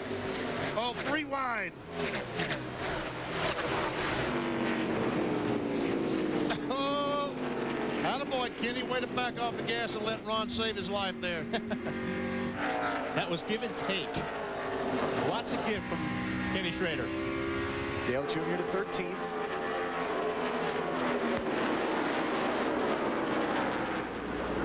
Another look at this log jam off of turn number 2.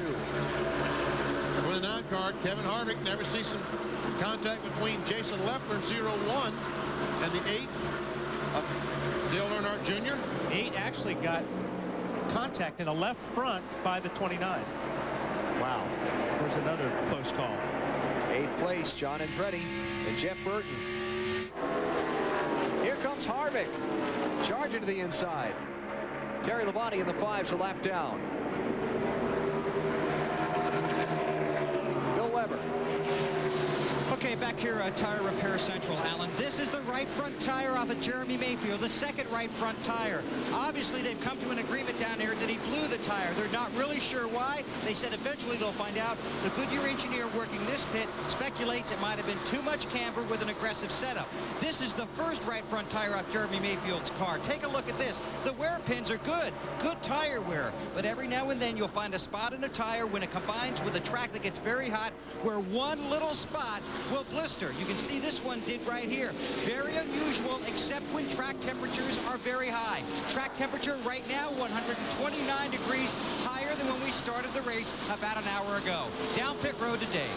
And we are with Jeremy Mayfield. Jeremy, they took a look at your tire. Some speculation about whether you guys might have had an aggressive camber setup. What's your and the team's assessment right now? I'm sure, you know, we ran in practice and everything looked good, and I never heard nothing after they changed the first set, so I assumed they were okay and just went in the corner and it didn't turn. You know, it could be anything. You know, it's could run over something or whatever, but you know, I don't know what to say. You know, we had a bad year so far. Just got to keep digging and try to turn it around here. What do you think about the possibility of even excessive brake heat on this track? It could be, you know, but we, you know, like I said, our brake temps, everything yesterday looked good, and just I don't think it's brake temps, just something else seemed like. All right, and they'll look it over real good, find out what the problem was in the end, guys. I talked to the Goodyear engineers this morning. They were concerned about the tires are not wearing. And, you know, when the tires wear, they cool. They were concerned about the tires not wearing and getting too hot and chunks pulling out of the tires. See, the air temperature's gone up 1 degree, but the track temperature's gone up a couple of degrees.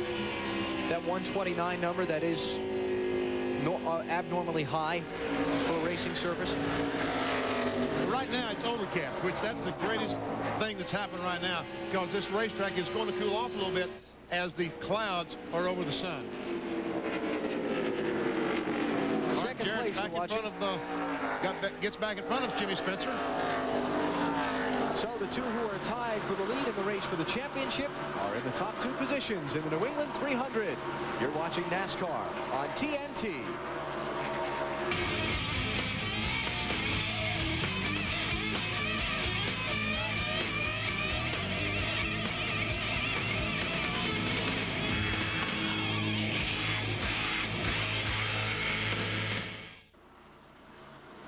Log on now to NASCAR.com and check out the Conseco NASCAR Fantasy Challenge. Pick your own team of drivers and see how you match up against other fantasy teams. Log on today and you might just win the replica of the number 14 Conseco Winston Cup Pontiac. Third of the way into the New England 300. In our pre-race show, we showed you track conditions this morning. Yeah. That's what it looked like before the race. Now as these guys are running, they're looking for grip.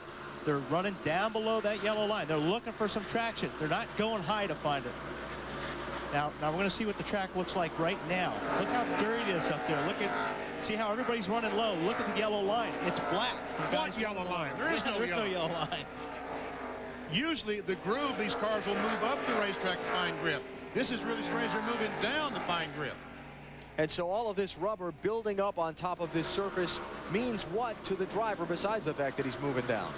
Well, you can't run on it. There's no grip up there, especially when it starts glopping. You start getting these big strips of rubber. And when you hit that with the car, you hit it, and it just scoots the whole car up the racetrack. I think he made up another word on us.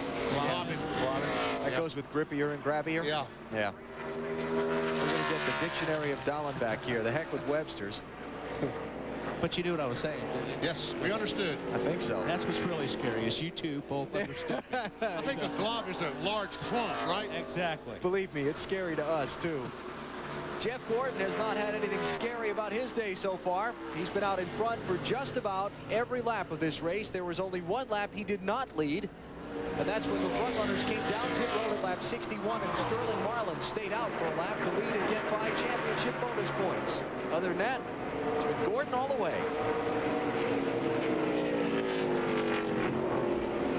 Dipping back into the field, watching the race for 9th, Jeff Burton in the 99 car in 9th, followed by Kevin Harvick in the 29. Then Jerry Nadeau and Todd Bodine.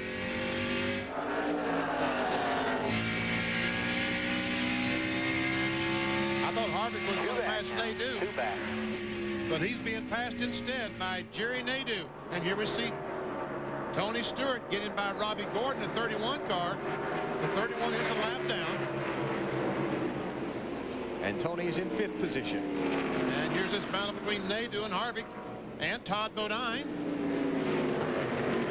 Nadeau to 10th, and Harvick caught where you don't want to be. They're out there, no man's land there. Bobby Labonte joining this group. He started 35th today. He's about to get 12th. And Harvick just turned left after Todd Bodine got by. I think Bobby was pretty much a gentleman on that deal. Let the 29 in. Now he's blocking him. Block.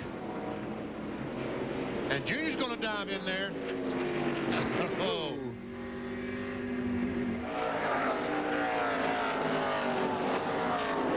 So Harvick's backing up. Let's mention that Elliott Sadler has come back onto the racetrack from the garage 103 laps down. Johnny Benson has also just come back onto the racetrack 52 laps down.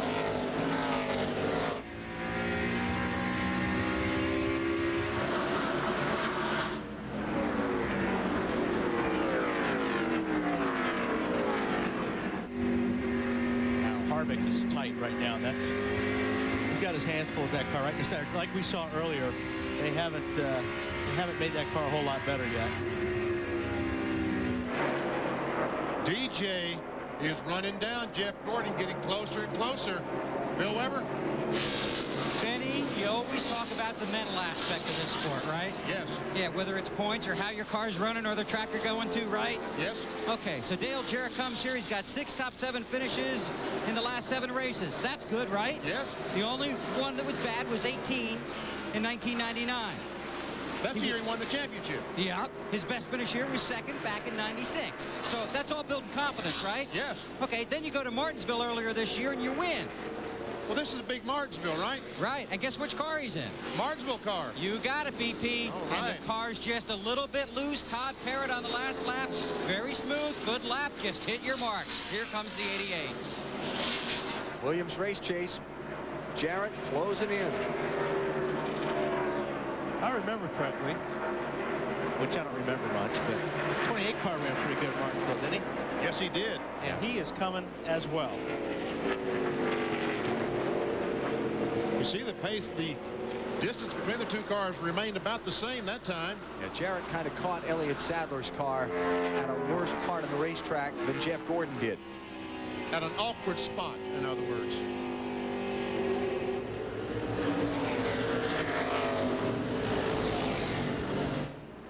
They're being so. I I can hear it. I mean, the motors are smooth. They're so smooth off the throttle on that thing. Let's see if we can listen to it getting off the corner.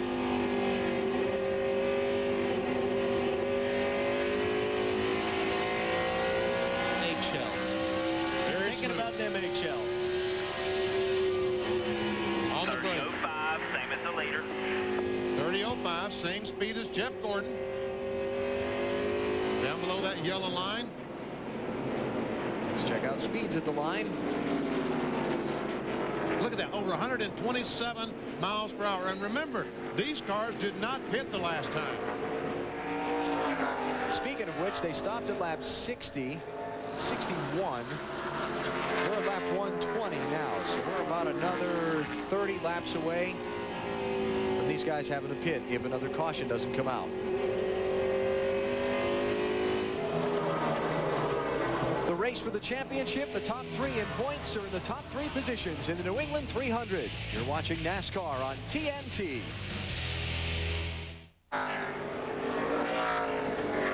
Back in New Hampshire, it's happened again. Dave Blaney in trouble in turn one. The third time in exactly the same picture. Three different cars, a Pontiac, a Ford, and a Dodge with a right front tire going flat on these guys. Now, I'm a driver, and I'm getting a little bit concerned. One happens, two happens, but I know that three cars have blown tires down, hit the wall, so that's going to start playing on all these guys' minds right now. Do you know that, though? Oh, yeah. Well, first of all, they've all crashed at the same place, so you know that. And usually you're asking the crew chief what's going on, and he'll say, hey, we're cutting down some right fronts. We got to make an adjustment to a right front tire pressure or be easy on the brakes, but they're going to let you know that there's a problem out there. If that's what happened, we're kind of jumping the gun a little bit. That looks like what happened. Let's take a look. Now, with the way the skid marks go up the racetrack, it'd be a pretty telltale sign. Sure looks that way. So Dave Blaney is the third driver to have problems. Johnny Benson and Jeremy Mayfield, the other two who went up the hill in the same way in turn number one. So the caution saves the leaders from having to make green flag pit stops. And at lap number 127, Just leave that one in here the they car. all come. I think you'll see four tires. I mean, I would take four tires, especially because it's under caution right now. Let's go to Marty. Ricky Rudd comes down pit road at 45 miles an hour. Very little conversation on that last run.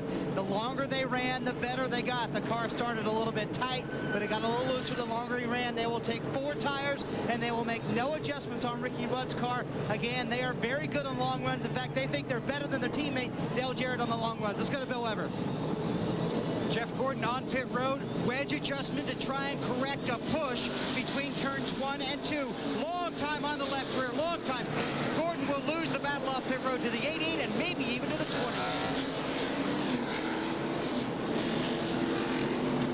Matt Yoakum has an update on Tony Stewart's stop. A good stop for Tony Stewart. It was a four-tire change. No chassis adjustments, just an air pressure adjustment in both left side tires. They went down a half a pound. Well, nobody's been able to pass Jeff Gordon on the racetrack so far, but Dale Jarrett's team just helped him around on pit road. Dale Earnhardt Jr. took on four tires. They reduced the air pressure in the rear to try to give him a little bit more grip.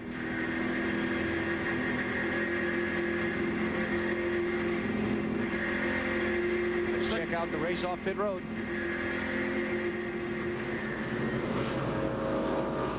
Jarrett goes by. Now, who's going to win this race? Is it Rudd or is it Gordon? It looks like it is Ricky Rudd. Wow. Yep. Man, is That's that close. close. That looks like the finish of the race in Atlanta back in March with Harvick and Gordon, right? Under caution in the New England 300 on TNT.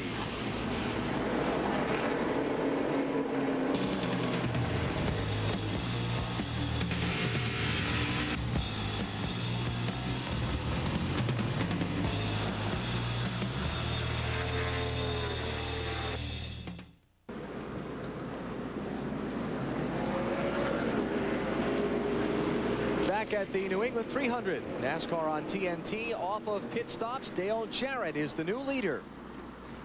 See our pit summary. Jeff Gordon losing a couple spots. And actually, after reviewing that videotape, Gordon's been put up to 3rd and Steve Park back to 4th, which is correct as it should be. Right. And you see Schrader here jumped up a bunch.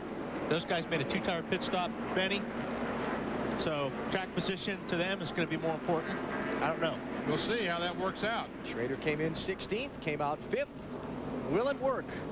We'll find out here over these next 40 or 50 laps. Pace cars off for the first time all day. Dale Jarrett is the leader, and we go back racing. Go.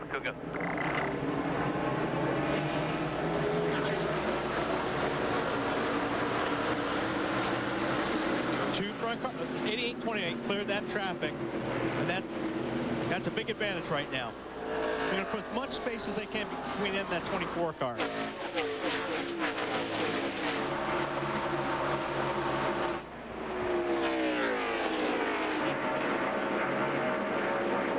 Here's Gordon looking under Jason Leffler in the 01. Passing flag being waved at Leffler to let him know the lead lap cars try to come through.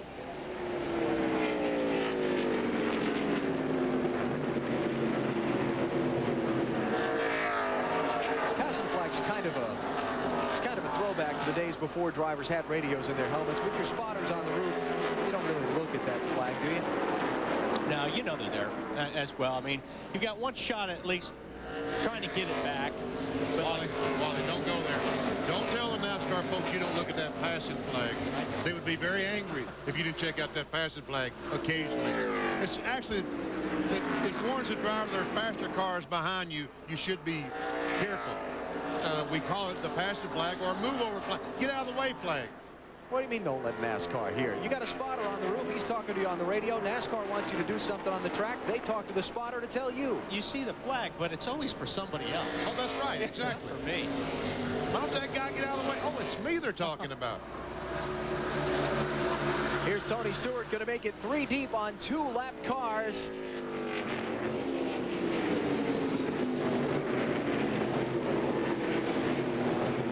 John Andretti's been able to get by the 36 car of Kenny Schrader. Stewart running in 5th. Jimmy Spencer in the 26 is 6th. And there's the man. Dale Jarrett, Ricky Rudd, Jeff Gordon. Jarrett's leading today is important for a couple of reasons. He collects 5 bonus points toward the championship for leading a lap, which Gordon had already done today. And Jarrett can't afford to give up any more bonus points to Jeff Gordon. Jeff has earned 100 points for leading laps or the most laps in races this year. Jarrett's only earned 50 of those points and Rudd 40. So the fact that Gordon is still tied for the championship can be completely accounted right now to that lap leader bonus points that he has doubled Jarrett on this year. Marty? And Alan, you're exactly right. With Ricky Rudd's team, that has been a focus. They'll say they're not counting points, but they count every point they get. You just mentioned that he is 60 points behind Jeff Gordon in bonus points. Now, that's a big disadvantage, so they are trying to not only lead a lap, but they want to try to lead the most laps in as many races as they can, because they would hate to get to October and be that far down in bonus points. So it's very critical for Ricky Rudd and his team. Big focus on leading laps and trying to lead the most laps. All right, here you go. Role-playing game for Benny and Wally. You're Robert Yates. You've got Dale Jarrett tied with Gordon for the championship. Ricky Rudd just 18 points behind. That's 4 finishing positions in this race. Jarrett's led a lap, collected 5 bonus points. Do you issue team orders to him to allow Rudd to lead a lap and collect those 5 bonus points? No. Yes. No. Yes. No, sir. Robert Yates will never do that. He'll let Ricky Rudd go out and earn those bonus points. I don't think so.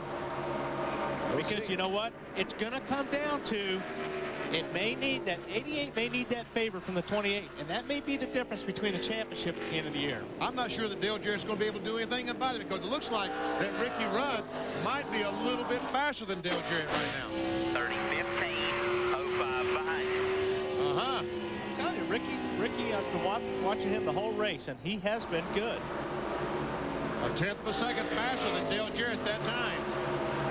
We do say this. While I agree with Benny that Robert Yates won't issue Jarrett team orders, the one thing these both drivers know is that their team orders in general are don't take each other out. If Rudd gets up there to challenge Jarrett for the lead, he will not fight him as hard as he might if it were Gordon. I agree with that. But Robert Yates is not going to be part of that decision. There's Robert Yates. The professor. I disagree. We'll see. I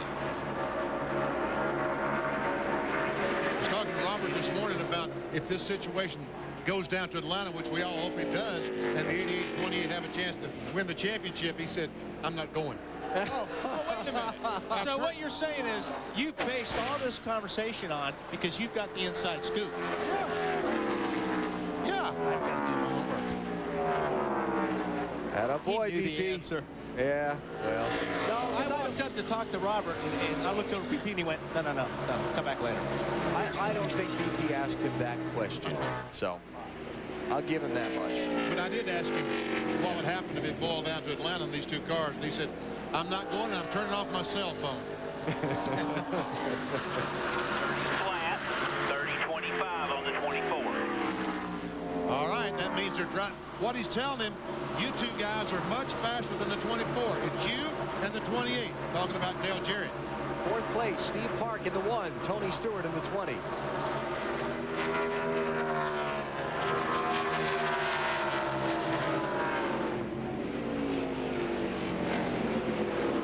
Stewart, remember, had that encounter with Ricky Craven in the opening laps that doesn't seem to have affected his car in any kind of a negative way. Now, Tony's car is very, very good. Just past the center and off. He's lower than anybody. That's good. And Park just desperately needs a good finish here this weekend. About the last 5 weeks have brutal. That one Park. car got sideways. And 20 car is going to take advantage of it. Had to check up a little bit to catch the back, and when he did, Tony Stewart just dove on the inside. Jimmy Spencer dove on the inside. And if Andretti can get there, he'll dive on the inside. Couldn't quite make it. Stewart to 5th, Spencer to 6th, Park back to 7th. Andretti chasing him. Best run we've seen John Andretti have in a little while. It's been a dismal season for John. Another look at Tony Stewart and Steve Park. Yeah, you got so like I said, the 20 cars down below. I mean, Park just lost it getting off, and Tony was there to take advantage of it. Nice catch by Good Steve. catch. So he gets the Glove Save and a Beauty Award so far. And here's Jimmy Spencer pressing Stewart for 4th. Now, you guys don't know anything about hockey, so the Glove Save and a Beauty Award doesn't mean anything to you. Dale Jarrett, Ricky Rudd, Jeff Gordon, they are the top 3 in the New England 300. You're watching NASCAR on TNT.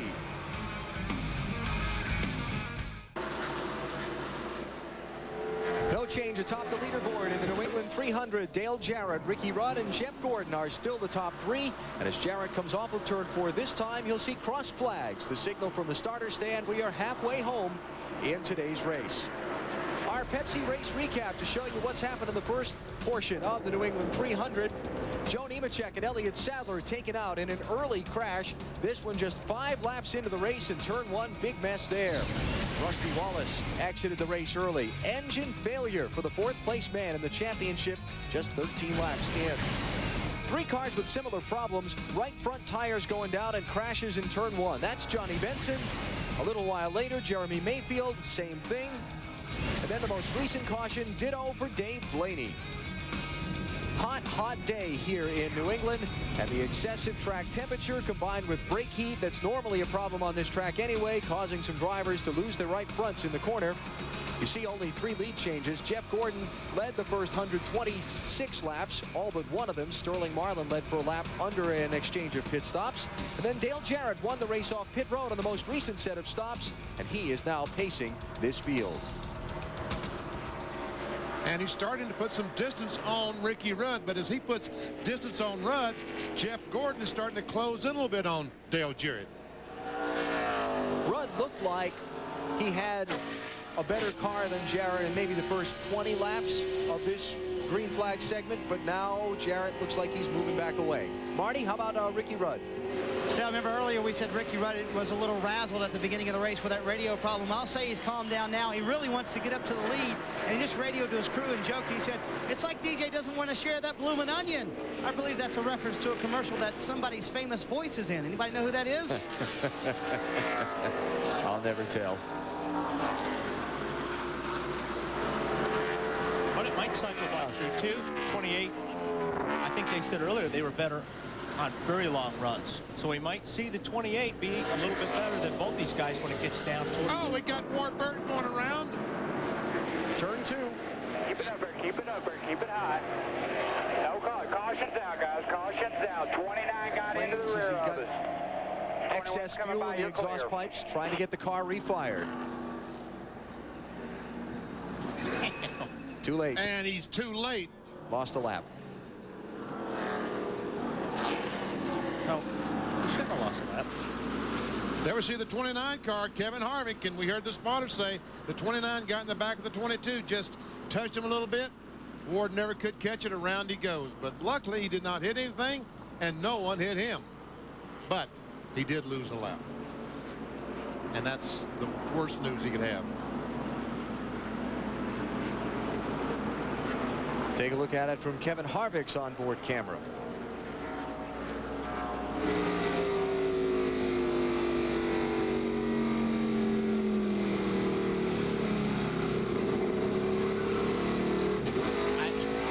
I don't understand that one.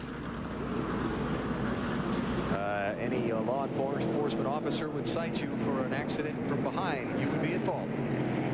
Harvick on pit road along with all the other leaders. Stops at lap 155. Matt? Kevin Harvick's car is already in. They are going around to the left side. This will be a 4-tire stop for Kevin Harvick. He came on the radio and said he did not mean to do it. He just all of a sudden stopped right in front of him as Harvick is down and away to Bill Weber. Jeff Burton's on pit road. It's been an adventure all day. That time it was a chassis adjustment and 4 tires. An all drag race. Michael Waltrip off of pit road, but they had an alternator problem earlier. Jeff brushed the wall, may have bent a wheel, had a vibration. That was just before the previous caution. He is working harder than anybody and really doesn't have a lot to show for it yet. Okay, BP, chastise me. All the leaders did not pit. Some of the leaders pitted, but all the leaders did not pit.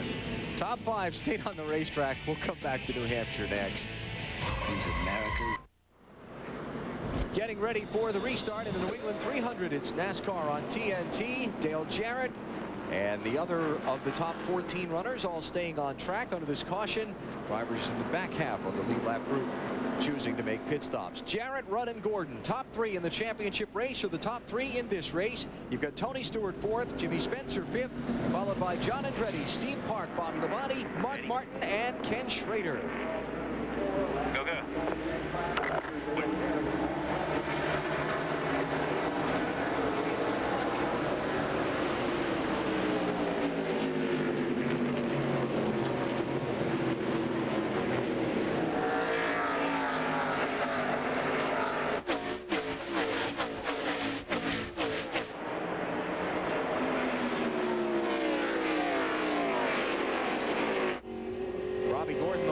Slipping in between the top 2. Robbie Gordon's going to try as hard as he can to get that lap back. Robbie in 29th position, the first one a lap down, subbing for Mike Skinner. In Richard Childress's car. Oh, somehow Tony squeezed between those 2 cars, the cars of Jimmy Spencer and Ward Burton. Stewart in 4th, Spencer in 5th. Ward Burton is a lap down. After the spin a minute ago, he's in 31st position.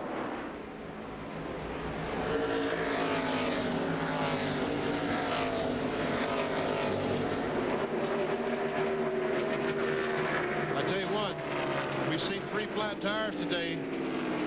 3 right front tires go flat, but I tell you, Goodyear must have one heck of a tire because the top 15 cars stayed on the racetrack, did not pit.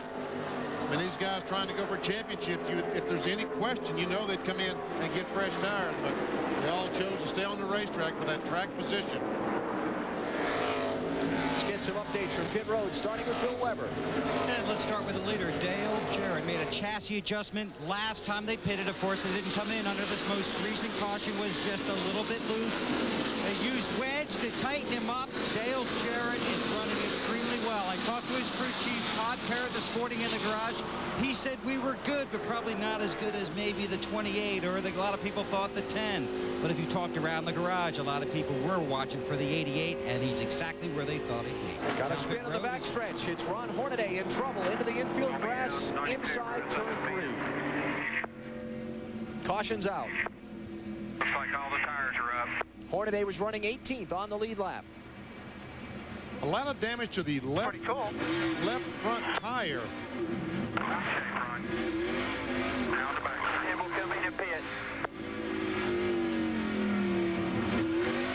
He's on the road course part of the track that's inside the oval. I got 4 tires, fuel, fix whatever damage we got to fix. For the motorcycles and the sports cars and go-karts run here at New Hampshire. What happened to Ron Hornaday? Oh, I see. He brushes the wall on the backstretch. He climbs the wall. Whoa! Oh, my goodness gracious. Stacy Compton, the other car involved. I didn't think you could do that. Man, oh, look at Mike Wallace just barely miss him as he goes across. I didn't even realize he had damage to the right side. He was close to getting over on his head. Man, upside down. He just got squeezed up on that wall, and it just caught just enough for him to drive up the side of that wall. Joey Chitwood style right there. Everybody did a good job, too, to get through that. And that is Mike Wallace in the 7 car. Yeah, that is unbelievable. We have an onboard camera with Ron Hornaday. This ought to be fun. Yeah. Yeah, talk about 18 degrees banking on the racetrack. There he goes by the 45 car, Kyle Petty. Now listen to this and watch.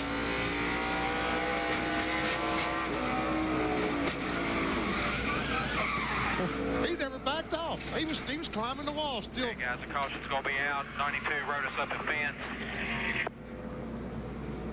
Nice play-by-play by the spotter. Wow. Ooh, Jeff Burton's look.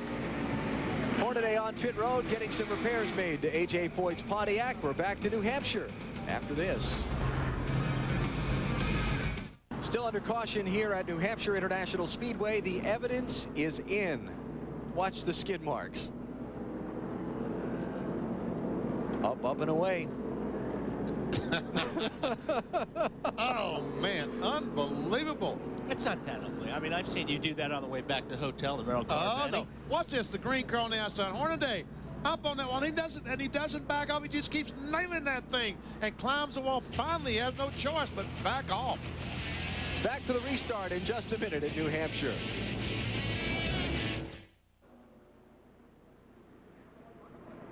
Getting the 1 to go signal. Restart a lap away in the New England 300 as NASCAR on TNT begins the second half of the season here at the New Hampshire International Speedway. Well, Jeff Burton has been kind of fighting his car throughout the day. We've had a microphone on his crew chief, Frankie Stoddard. Here's their most recent conversation under this caution. Jeff, I'm sure you're sitting there thinking a little bit. I hope you are. I don't really have a whole lot of ideas on what more to do. We're up enough now. We could probably stand to come off the right front, you know, a little bit later on here, a pound.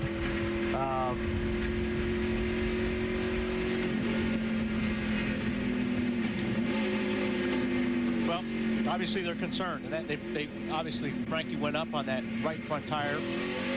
Hopefully keep the air in it, keep it from blowing. So, you know, these guys are watching that close. There's Frankie, New Hampshire native. Takes great pride in the fact that he and his driver, Jeff Burton, have won here 4 times at his home track. He's got a lot of family, a lot of friends here looking on. It's not going the way he was hoping for today. Jeff Burton back in 17th position. The great racing tradition. Everybody up for the green flag.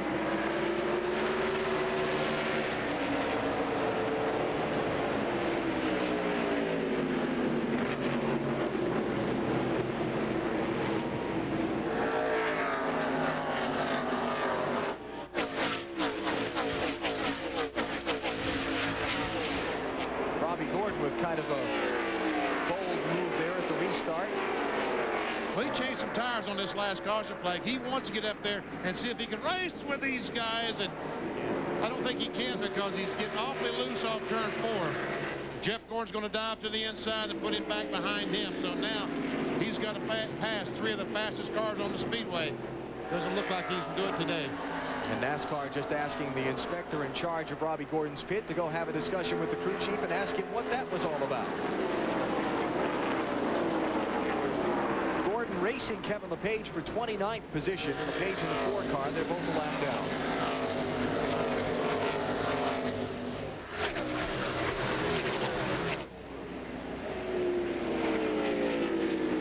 Tony Stewart trapped behind those 2. Tony in the 20 car, the orange machine, is the 4th place runner. Then the lap car of Ward Burton. Then Jimmy Spencer and John Andretti in 5th and 6th.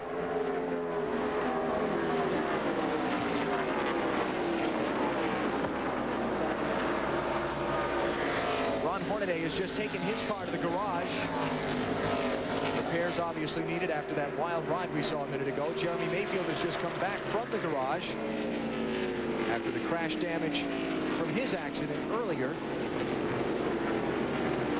Never see Jeremy on the apron of the Speedway.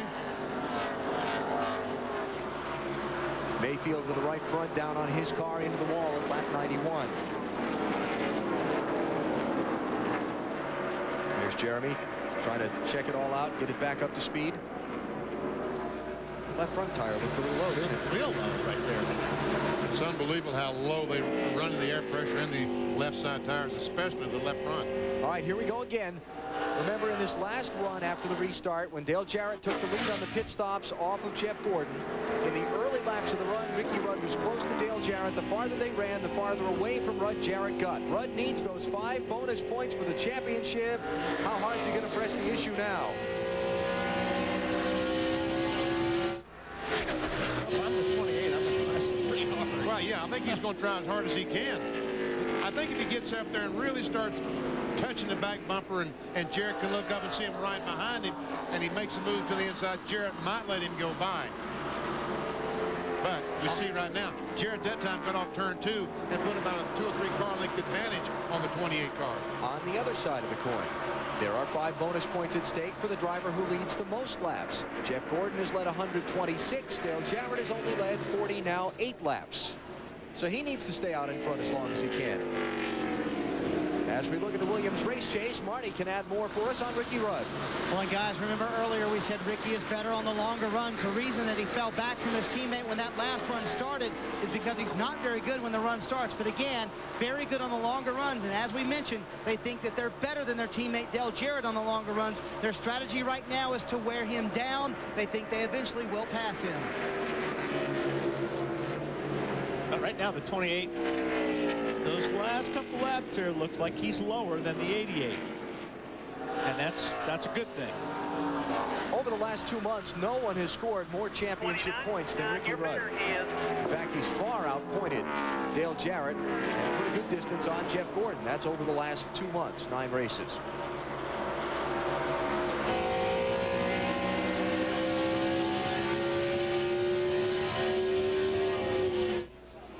I tell you, these 2 cars are very, very equal today. I mean, Ricky Rudd may be faster, but it's only marginal. And at this racetrack right now with a groove right on the bottom of the Speedway, 30 flat, 12 behind you. It's going to be very difficult to get by Dale Jarrett unless he does move over and let him go. Had a little mixing it up going on just a moment ago. Let's take a look at this down in turn 1. Matt Kenseth into Sterling Marlin. Matt almost had all 4 tires underneath that yellow line trying to get out of Sterling. Sterling had no idea that was coming. No, not almost. He had all 4 tires under there. Sterling was in the right place. That was pretty bold. These cars back battling for the 20th position. And the battle scars on the side of Sterling Marlin's Dodge. And I'll guarantee you Sterling's not smiling right now inside that car. Probably wasn't too impressed with that move. There's Johnny Benson. A number of laps down after time in the garage area when he lost the right front and hit the turn 1 wall. Benson 37th spot. And he's 52 laps down.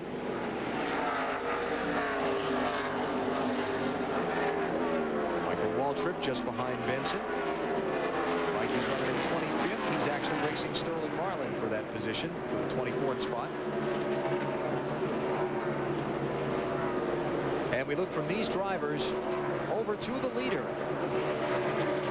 Dale Jarrett is about a half a lap from that race. So in just those few laps since the restart, he's gotten away.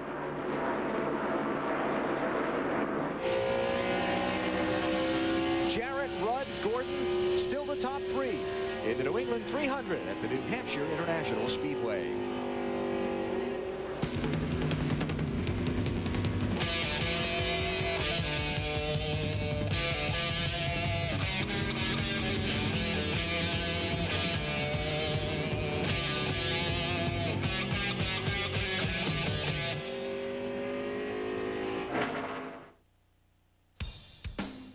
The New England 300 on TNT, brought to you by Subway, showing the world how great a fresh-made sandwich can taste. Subway, eat fresh. By Napa Auto Parts, we keep America running. By Chevy Trucks, the most dependable, longest-lasting trucks on the road. And by the motor oil that provides the most protection. Castrol GTX. Drive hard.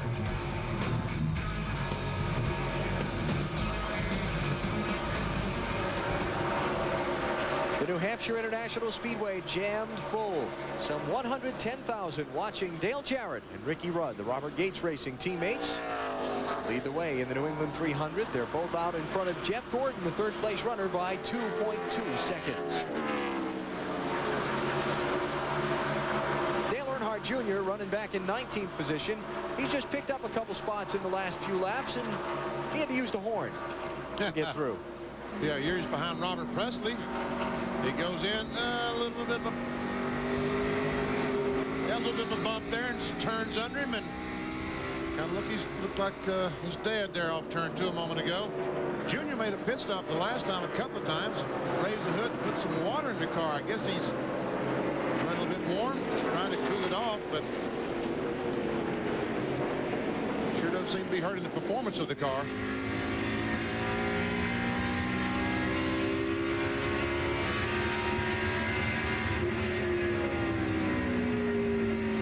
Ron Hornaday has taken his car to the garage after that wild ride up the backstretch wall. Literally, we saw a little earlier. Let's hear from him with Dave. And Alan, Ron just said to me, had to be a cool ride, but that's not the way you want today to go, was it? No, this Conseco Pontiac's been good, and we finally got the car to work out there. The rubber's getting pretty bad on the bottom.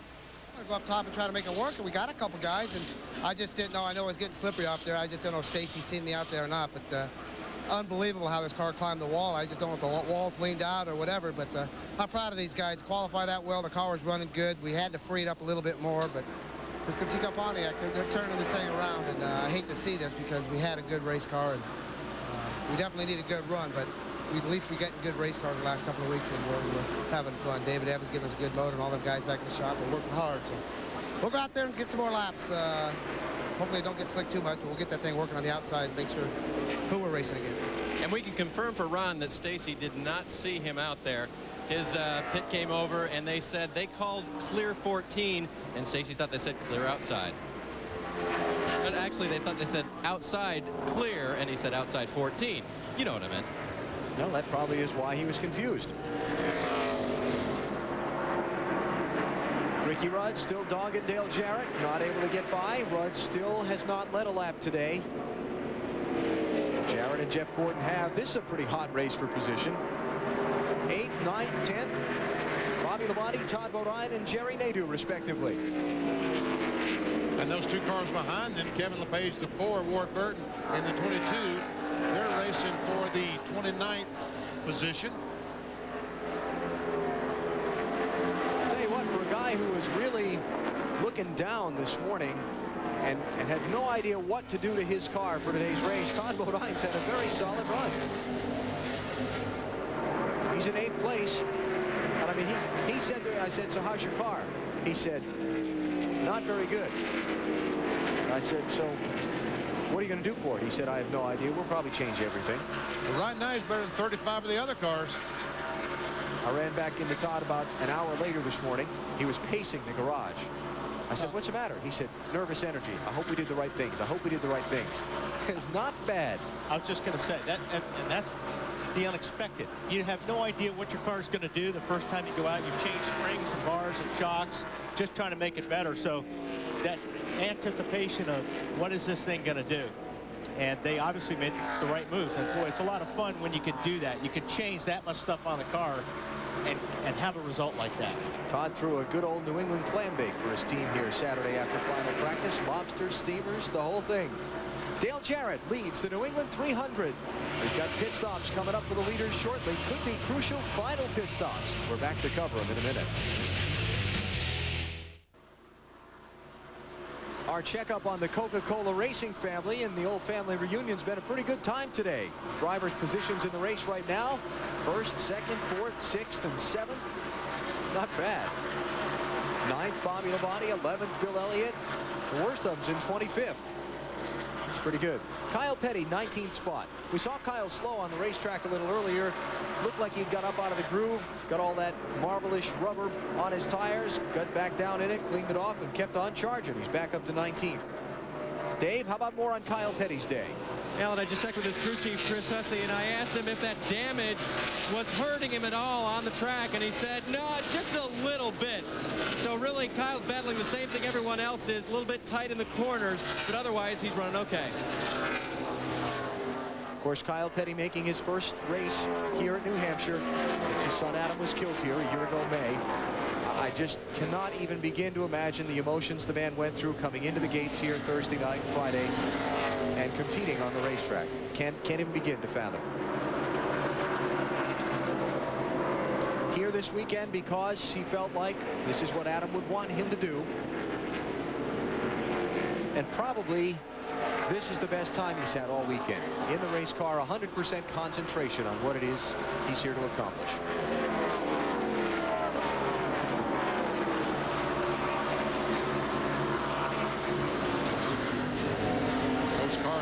Kyle, Mike Wallace, 11 car Brett Bodine, all those cars are racing for position. That's 19th, 20th, and 21st.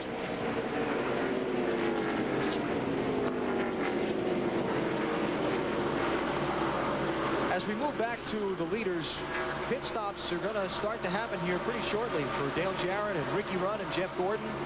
You know, I'm just shocked that the rubber has not come off. We haven't had more buildup. We talked about this track surface, but it doesn't seem to hurt the progress of these cars one bit. They're actually running faster now than they have all race long. 2/3 of the way through the race. Let's take you through the field. Dale Jarrett, your leaders, led 75 laps today. He got the lead on a set of caution flag pit stops at lap 127 from Jeff Gordon, who had led the race up to that point. Ricky Rudd, 18 points behind Jarrett and Gordon in the championship coming in, started 14th. Very solidly in second place. Jeff Gordon led 126 of the first 127 laps of this race. The only one he didn't lead was when he made a pit stop at lap 61, and Sterling Marlin stayed on the racetrack for a lap. That was until Jarrett took the lead away from him on the set of pit stops. The 90 car in front of him is 2 laps down. Talking about Hut Strickland. There's Tony Stewart, the 4th place car. About 4 3/4 seconds behind the leader, Dale Jarrett. Started 25th, up to 4th. Got a new 5th place runner. John Andretti and Jimmy Spencer have just changed hands. As we look back from Stewart, there's the interval to Andretti and Richard Petty's Dodge. Good run for Andretti. We see he started 17th. So needed. They've had such a tough season with that team. Jimmy Spencer had the top 5 finish at Chicagoland last Sunday. Little momentum for Travis Carter's team. Spencer's up to 6th. We've got Steve Park in 7th.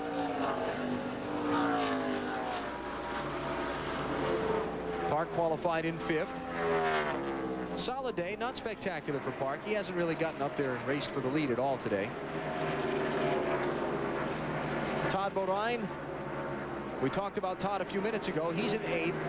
Todd's frets over his car this morning and making the right calls. He and crew chief Larry Carter, obviously, to put the chassis set up under the car that the track conditions were looking for. Behind Todd, you've got Bobby Labonte, kind of quietly up in the 9th spot. Bobby started in 35th. Just picked them off one at a time. Behind Bob Labonte is Jerry Nadeau, 25 car, who started way back. He's worked his way up to the 10th position. 38th spot is where Nadeau started. His team took 2 tires on one of their pit stops to get track position. Bill Elliott up to 11th. About where he's been all day. Started in 12th place, hasn't moved forward, hasn't dropped back. And Bill Elliott, I think the car is a little closer this week than it has been all season long. They had a pretty competitive race car today. Mark Martin started on the front row. In 2nd place, he's back to 12th. Then Casey Atwood, the other Ray Evernham Dodge, started 27th. Casey up to 13th place. Casey with previous experience on this track in the NASCAR Busch Series. So maybe somewhat of an advantage for the rookie driver this year. Place race he's very familiar with. There's Ken Schrader. His team took the 2 tires on a pit stop a while back that got him up to 5th position. He's dropped back to 14th. Behind Schrader, you've got Kevin Harvick, fresh off his 3 a.m. arrival from his Busch Series win last night in St. Louis. We saw Kevin up a little farther in the race, and he dropped back a little bit, sort of settled into the middle here. 15th. Ricky Craven, the New England native, is next in line. Craven in 16th place on the lead lap. There he is in the Tide Ride. Craven getting a contract extension from team owner Cal Wells, announced here this week. Craven to be back behind the wheel of this car in 2002. And what a story Ricky Craven is. Out of the sport for basically 2 years. Couldn't get anybody to hire him. They thought he was damaged goods after a crash at Texas in '98. Cal Wells hired him, and it's paid off nicely for them. There's a 99 car. Jeff Burton currently in the 17th position, racing with Dale Earnhardt Jr. The 8 car right behind. Looks like Jr. might be a little quicker right now.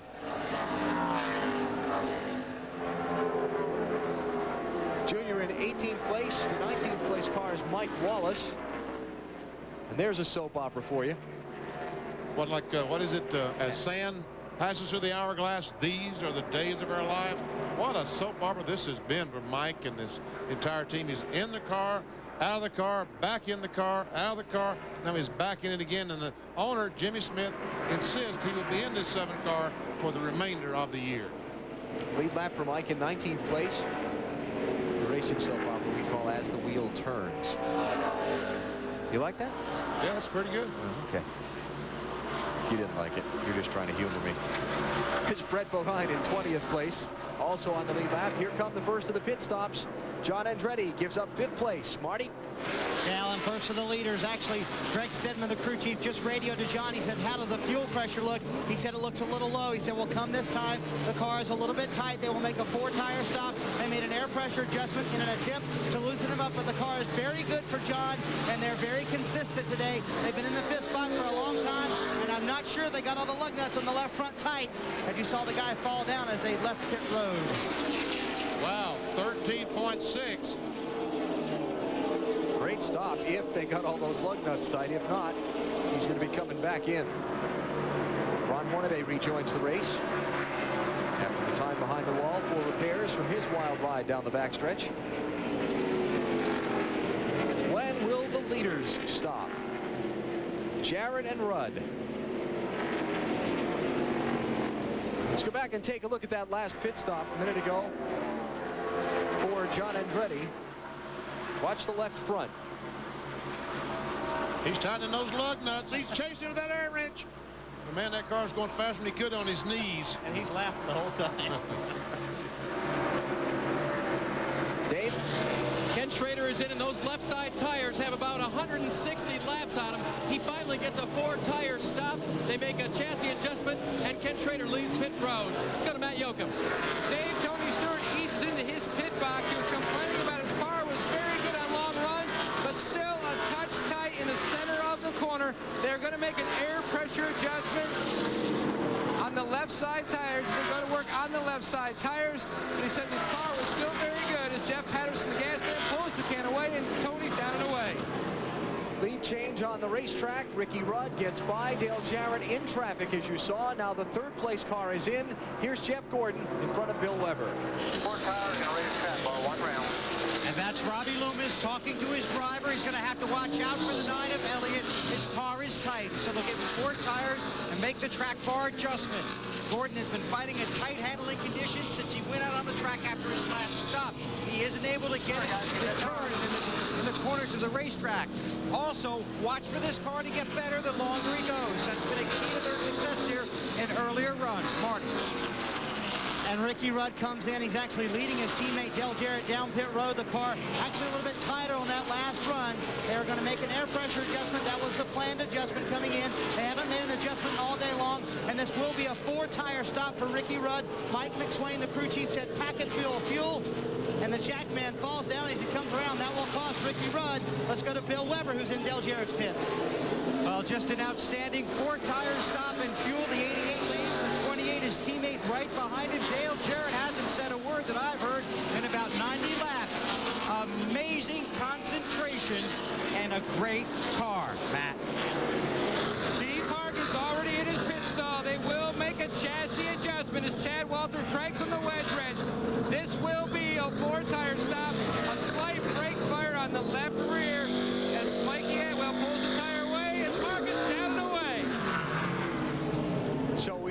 just seen a huge turning point in this race when Ricky Rudd's Jackman fell down coming around the car. It allowed Dale Jarrett to reclaim the lead on the pit stops. Both Jarrett and Rudd got out ahead of Jeff Gordon to keep him behind them in third. And that was maybe a second or a second and a half mistake, and that's probably what it is on the racetrack. Right now, Casey Atwood is the leader. Let's go take another look at that Ricky Rudd pit stop. There we see the Jackman bend the car down. That's John Bryan comes around, and right there, see, it's wet on pit road. He slipped, and that just killed the pit stop. A couple of seconds, and that's how far he's behind Dale Jarrett on the speedway. Wow. You can see he's mad at himself. He's mad at himself. That's too bad. That's what these guys live for right there, though. That's right. They live for that moment when they can make a difference. Not the difference he wanted to make, but... So Rudd is out behind Jarrett. Again, Casey Atwood is the leader because he's not yet come onto pit road. It's the first laps Casey's ever led in a NASCAR Winston Cup race. You've got Kevin Harvick second, Ricky Craven third, Jeff Burton fourth, and Dale Earnhardt Jr. in fifth. Also got Rick Mast, Robert Presley, Brett Bodine, Matt Kenseth, Sterling Marlin, and Bobby Hamilton, who have not yet made pit stops.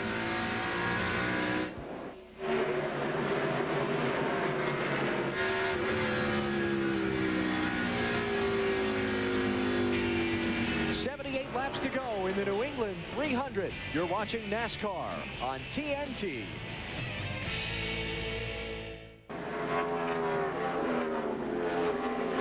Casey Atwood leads the New England 300 NASCAR on TNT from the New Hampshire International Speedway.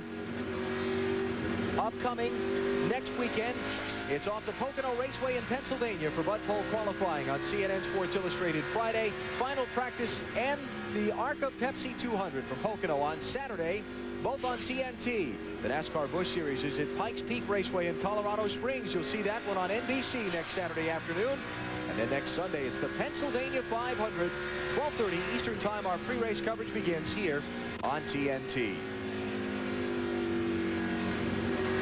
Got some leaders out of sequence with Jarrett and Rudd and Gordon, and thought we might see a caution flag a minute ago, but it has not happened. Watch this. Ricky Craven off of turn number 2 ran into some problems. We look ahead from Jeff Burton's car. Hey, Ricky's just getting off the corner here. Watch the smoke. Boom. Blew a motor.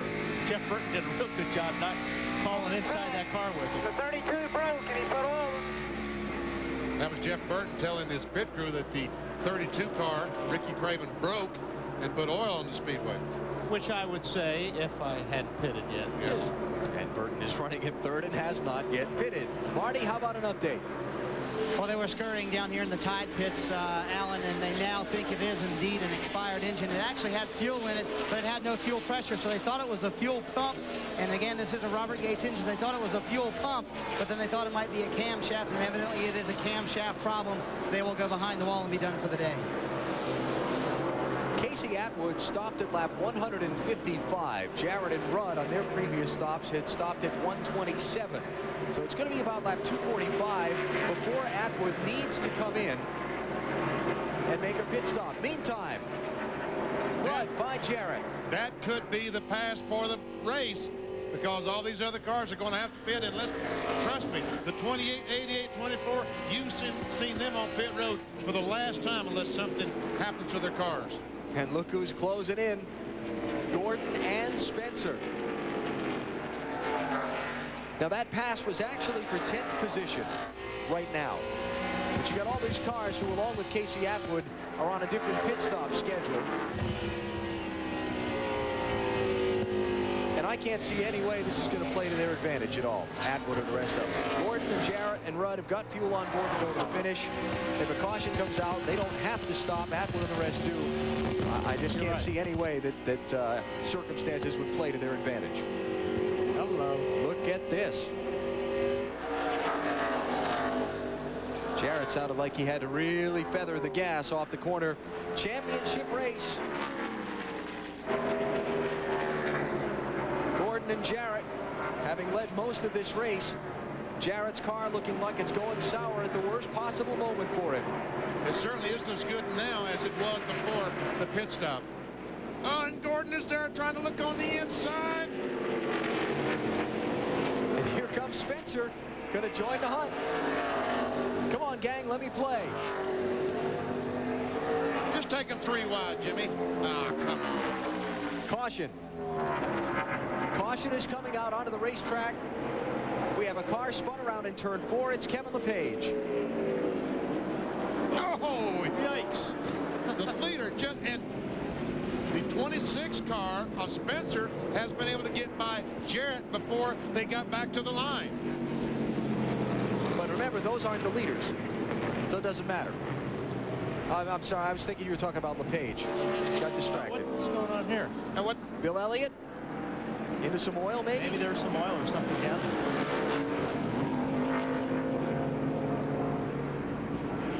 Kevin Harvick is the leader. While we were watching Rudd and Jarrett, Casey Atwood made his pit stop under the green flag. So Harvick is actually the leader. And mass mayhem is broken out here in New Hampshire. We got a race for 10th over here that's going to be a race for the lead, but the leader's already pitted, and now somebody else is in the lead. Okay. Pit road's open. Now the 43's coming back down. He's probably got nothing to lose by taking fresh tires. He wasn't going to have a shot at winning from where he was. Marty? Alan, that's pretty much the thought. They're going to take 4 tires and make an air pressure adjustment here. That was the thought. They don't really have much to lose here by taking 4 tires. And those other guys are going to be on old tires, so kind of why not? Let's go to Dave Burns. Marty, Dale Earnhardt Jr. was trying to figure out what he wanted done to the car because of all the stuff on the track and the sealer problem. He really couldn't tell him until the last minute, so if they made any adjustments at all, it was just a slight air pressure adjustment. His water temperatures are fine. Matt? Kevin Harvick last pitted on lap 155. He's down and away. This stop, he took on only 4 tires. No adjustments for Kevin Harvick to Bill Weber. 4 tires, a pound in the rear for Jeff Burton. He had to watch incredible traffic coming down pit road, but was able to get into his stall without contact. Little log jam there at the stop and go paddle. You know, I had to avoid the wreck. Hey, it's okay, man. You're fine, okay? There's Mark Martin in. Now we're hearing conflicting information. Now, all of those cars that just came down pit road, NASCAR is saying came in before pit road was open. Oh, my goodness. That's not... All of them. Oh, my goodness. Penalty for that is you start at the tail end of the longest line. How do you do that? When you got 15 of them. Yeah. Now the pit road is open now. And if you're not familiar with it, the rule is the pace car has to lead the field past the opening of pit road to open it. Pit road, the gate, it's almost like when the caution comes out, there's a gate closed across the front of pit road until the pace car leads the field past it. So these cars are legal. Right. They don't have to pay the fine. I can't believe that the pace car had not passed pit road a moment ago.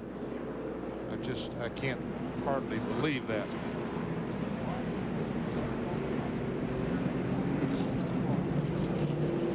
But if the flag is up, pace car, no pace car. I mean, if that flag is up and there's a cross on it, you cannot come down pit lane.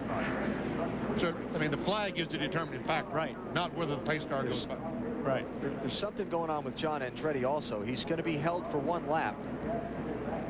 And I need to check out what that is with John Andretti. He's they're calling John back to pit road to hold him for 1 lap. Also, Bobby Hamilton, Michael Waltrip, Ward Burton,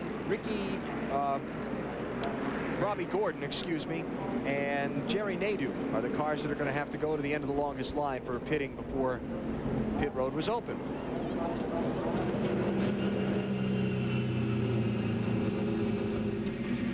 All right, let's take a break here. We'll figure out what's going on with John Andretti and come back for the finish of the New England 300. Back at the New England 300. NASCAR on TNT from New Hampshire International Speedway, where John Andretti's team is not very happy right now. They have been held 1 lap by NASCAR for running the stop-and-go paddle at the end of pit road. Now, by way of explanation, there is a mark on the outside wall on the front straightaway. When the pace car gets to that mark, the official at the head end of pit road has basically a paddle. On one side of it says stop, the other side says go. When the pace car leads the field to that mark, he turns the paddle to stop. Marty, go ahead. You can pick this story up and run from there. Well, let's see if we can solve this dilemma. Let's talk to Greg Stedman real quick and try and find out what's going on. These guys have had a great run all day long. Greg, can you figure out what happened? No, we had to come in for fuel there. We weren't going to make it to the end. And evidently they hadn't opened pit road. We were on pit road. We beat the pace car out, but they said we didn't beat the paddle, so they're going to hold us a lap right now. And that was a lap penalty. Obviously very upset, having many conversations with NASCAR officials trying to get a correct explanation, but they did serve the penalty. 1 lap for John Andretti, who had a great run going today. When the caution comes out, the stop-and-go paddle goes into effect. When they put the stop paddle up, they hold it there till the whole field has gone by. Then they turn it to go. John ran the stop-and-go paddle. Oh, Jeff Gordon got a tough break. Is that Spencer on the inside of him? Yes, it is. Trying to take that second spot away as Gordon was hung up behind the 36. Spencer now tries to get on the outside of the 36. And Schrader's trying to get out of the way, I think. Schrader's the first car a lap down in 21st.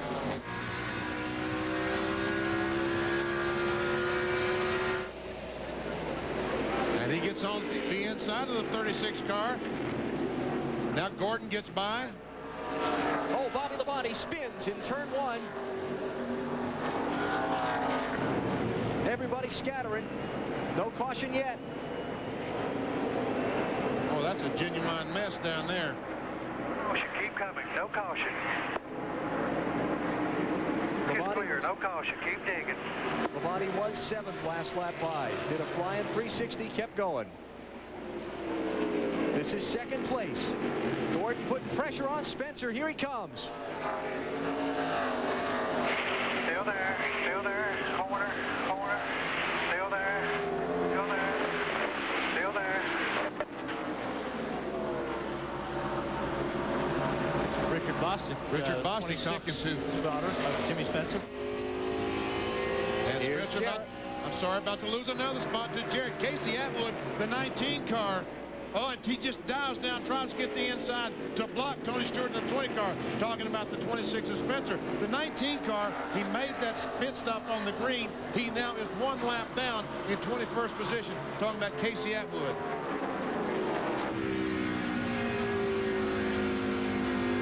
And all this jockeying around for 2nd has allowed Rudd to get away. Let's go back and take a look at what happened up in turn 1 a minute ago. Man, he just nails the gas. I guess that's Bobby Labonte in the middle of all that smoke. He nails it to do a 360 and just renders the racetrack blind. Oh, this ought to be fun looking. Still there. Oh, there you go. Yep. Down. Come on down. Come on down. Clear. Clear. Coming. Dale Jarrett coming back. Just got a spot from Jimmy Spencer.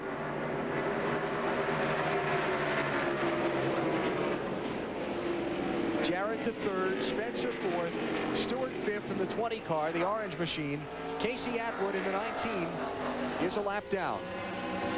55 laps to go.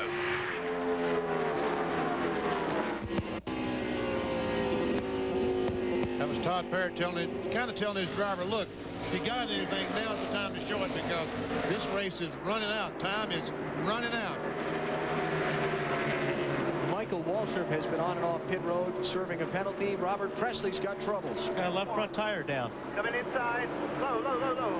All right.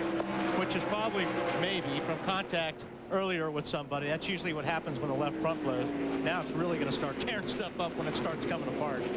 It's too bad that Robert could not have made the entrance to pit road and got down and changed the left front tire because it's going to tear some stuff up before he gets back. He was on the lead lap in the top 20. And it's making a mess out of that race. To the bottom, you're clear to the bottom. Gas, no gas.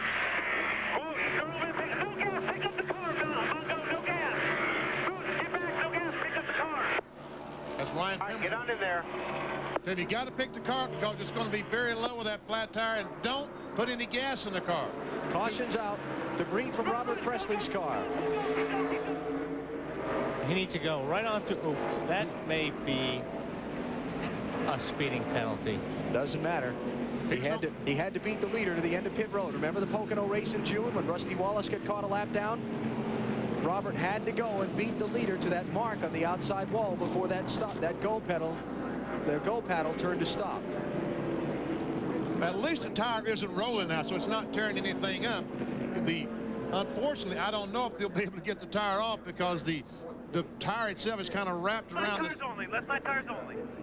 Do not speed, 4,800, 4,800. All right, pit road's going to be open this time. The pace car is in front of the field. As Robert comes in, they're going to have to hurry to beat that stop-and-go paddle. It wasn't open for Robert. Yeah, but it is for the leaders. It will be for the leaders, any of them that choose to pit. Oh, it's going to be close. And if he's smart, he'll speed down pit road again just to make sure that he beats the pace car to that mark. See, look on the left side wall. It's a little bit flush to pick it up. There's a mark on the outside wall. When the pace car gets to that, see the paddle? He just turned it over, the man on the right there. If you're on pit road, now you have to wait for the whole field to go by.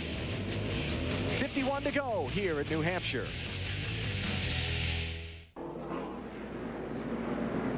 Continuing to clean up the New Hampshire International Speedway after Robert Presley cut down a tire and shed debris around the racetrack. That's Presley in the yellow car leaving pit road, and the cleanup trucks continuing to pick up the little bits that he dropped all the way around this mile oval.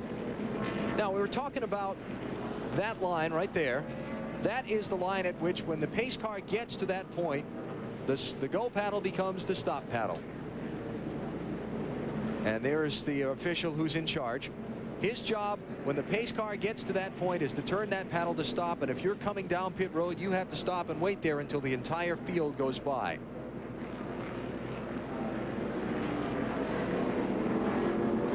Whenever the caution comes out, especially when leaders are on different pit stop schedules from each other, it causes confusion even for the crew chiefs. Let's listen to Frank Stoddard.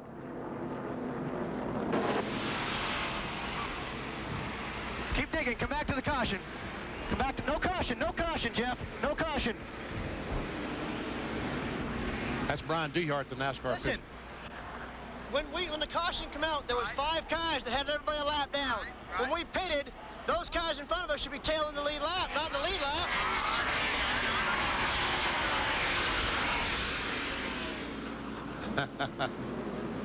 But I think there's Frankie is climbing back up on that box. But I think that the 28, the 24, and the 88, I think they were far enough ahead of the 19, the 29, those cars that were on the racetrack.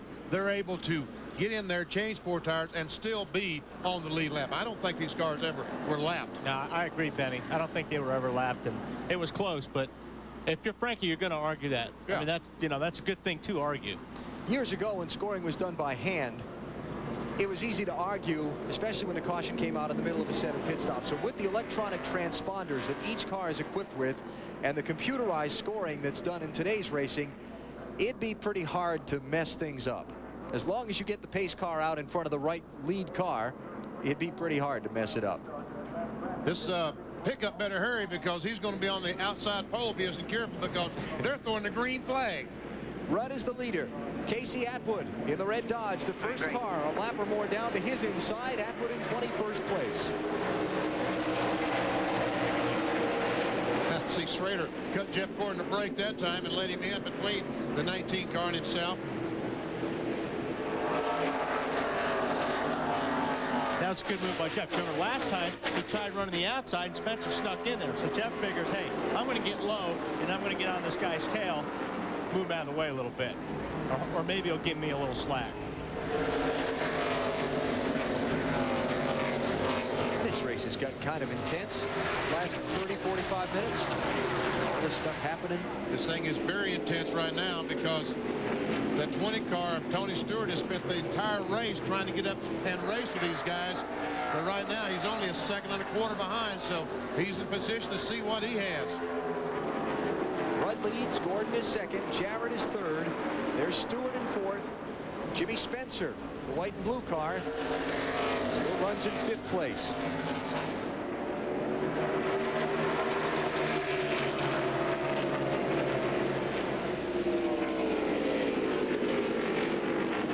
There's Spencer.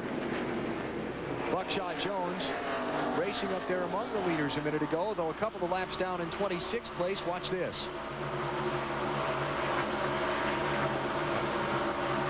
Does a good job to save the cars. Elliott goes on the inside. Spencer goes on the outside. Steve Park.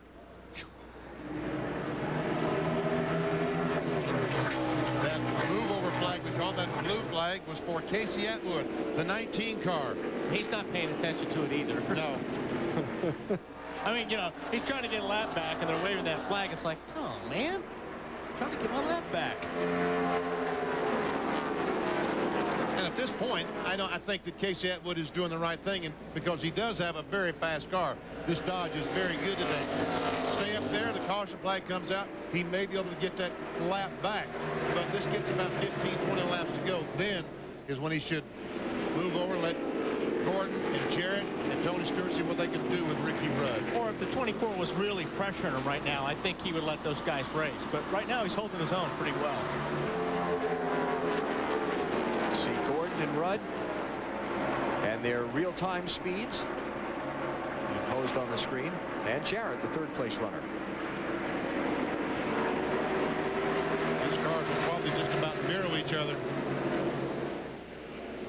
Bill Weber. Just watching some of the leaders on the track, Alan. First, the 24 car, Jeff Gordon. He definitely hit a huge piece of debris off the 77 car. In fact, it was so big, Dale Jarrett got on his radio and said he saw Gordon hit it. He went by the front of his pit stall twice under caution. They looked at the tires, said everything looks okay, might have a little right front damage. His car is much better since they last pitted. Another guy that is getting stronger is Jarrett himself, and here's why. It takes his tires 15 to 20 green flag laps to come in. The caution after they put those tires on was perfectly timed. They didn't pit. It basically gave them a set of scuffed tires. I talked to crew chief Todd Parrott. He said this is an excellent opportunity for us. They believe they will get stronger as the laps wind down. We'll watch them chase the leaders. Check out our telemetry. 40 to go. Get up on that wheelbase. 40 to go. On board with Dale Jarrett. Todd Parrott been a cheerleader up on top of that wheel. Let's drive that baby on. Get under him right there. Get under him. No, can't quite make it. 2nd and 3rd. And while they're racing, Ricky Rudd's getting away.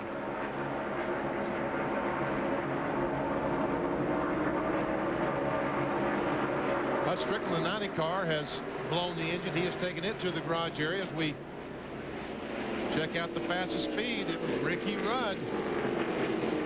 Kevin Harvick had the 3rd fastest speed. 9/10 of a second in just these few laps after the restart that Rudd has put on Gordon and Jarrett. I'll tell you, this race for the championship, 3 drivers coming into the event today, 2 tied for the point lead, 1 just 18 points back. And they've been the 3 dominant players all day. All day long. Most of the day. Well, see, I told Bill Weber at the very start of the show in a pre-race, I talked to all these guys. There's one thing on their minds, trying to win the race. Benny? Yes? Are you getting back on this again? Yes. I mean, hey, Bill, is this living proof or what? All 3 of these cars have been up front all day long. But Benny, if one of those guys was to fall out, the first thing the driver would say was, man, we sure lost a lot of points today. He doesn't say we lost the race. He says we lost the points. Yeah, that's once his race is over.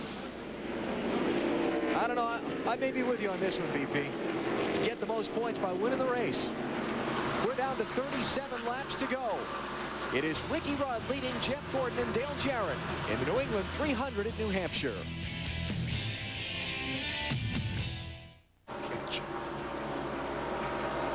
Down to the final 33 laps in the New England 300 at New Hampshire International Speedway. Our storylines on the day, the race for the championship. It's been a great one. Gordon, Jarrett, and Rudd occupying the top 3 spots in the event. Kyle Petty's return to New Hampshire. Kyle is in 28th position. He's 1 lap down to the race leader. Temperatures. Been a steamy day for northern New England. How has that affected the race? How have they affected the track surface? Only one car is overheated, and that was the 8 car of Dale Earnhardt Jr., so it looks like the temperature has not been an issue. Except for the 3 cars that had the tire problems early that we suspected were from brake heat, right? Yep, that's what we thought. Here's the track earlier before the race started. This is actually from the truck race and the Busch North race. We can see that that's just small bits of rubber on the racetrack. And now, see that area right there, guys? That's a lot of buildup. That's a lot of that rubber that's being stuck in that racetrack. That's difficult. Some of them are straddling it. Some of them are going high, low. But when you hit that, it's awfully slippery. all up there, that's the rubber buildup as well. So the cars need to be under that, or as you said, straddling that. But the sealer and the track surface themselves have been fine. Yes. It's just been that rubber that's been sticking to it all day, making things a little slippery for some of the drivers. Ricky Rudd, the race leader.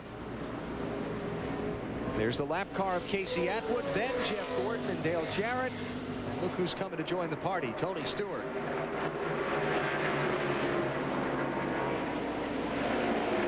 Let's go to Marty. Well, you see Mike McSwain playing with some tape, affectionately known as Fatback. That's what he does when he's nervous. I don't know whether he's more nervous now or he was more nervous last night. Last night was the first ever NASCAR remote control race car challenge championship, if you will, won by none other than Mike Fatback McSwain. He raced against Ricky Rudd, Steve Park, Kurt Busch, and McSwain won the race. That's not the impressive part. The impressive part was that he came from 3 laps down and there's a crash on the racetrack. Elliott Sadler turned around, and you saw Michael McSwain shake his head and say, darn, he did not want to see this caution. Boy, that's a hard impact for Elliott Sadler. And at 19, and Casey Atwood got his lap back. So second accident of the day for Elliott. Tell you what, there's a lot of damage to that automobile. Yes, sir. He was involved in a crash back at lap 5 with Joe Nemechek in turn 1. Roof looks okay. Yeah, the roof is okay. Here's where the 19, that's a big boost right there for a 19 car. Let's see if we can take a look at what happened to Elliott Sadler. This is from Ron Hornaday's car. He just got loose. That's all there was to it. Wow. He hit hard too. Oh, and again. He hit the outside wall hard, came across, hit the inside wall hard. 28 laps to go. We'll come right back.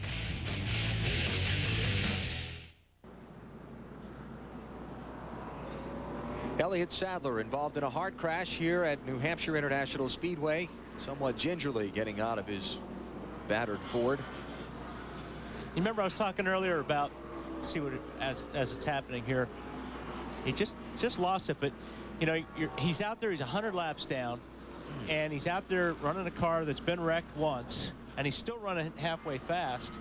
And you take a lick like that with less, I think, less protection because you got less metal around you to cushion that blow. It's just no fun. That's driver's side, too. That's the driver's side, that's right. And it just goes to show you that when you're the team and your car's been in an accident, you're trying to make those repairs to get it back out and rejoin the race, you've got to make sure everything's buttoned up because it can happen again. Right. The driver needs all that protection he can get. Cleanup continues, 25 laps to go. We'll come back to New Hampshire in a moment. Ricky Rudd leads the New England 300.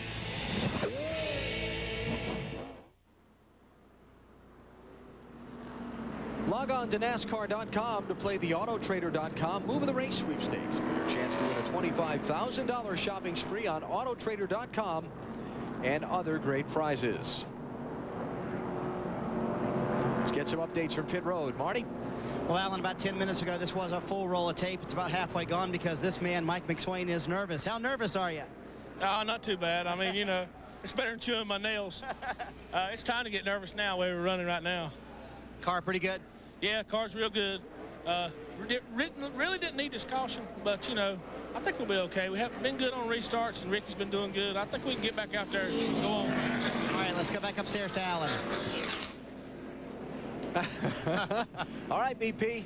There you go. Oh, there you go. Yes, sir. You just can't color between the lines. No, I sure just can't do it. All right, lights are out atop this pace car. All right, driver, 21 laps to go. Your Ricky Rudd.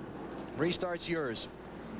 Well, you got one of the best behind you, so you're going to have to try to keep that 9 car in between you and him getting down into turn 1.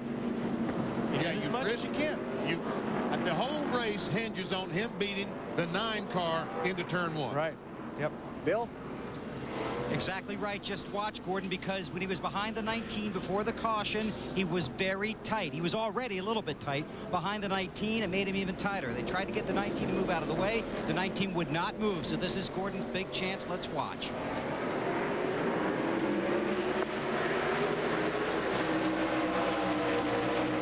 And he's going to clear him. Both cars cleared him, but Dale Jarrett gets hung behind him. For how long? Not long. Bill Elliott, 22nd position. First car a lap down. Jarrett's by.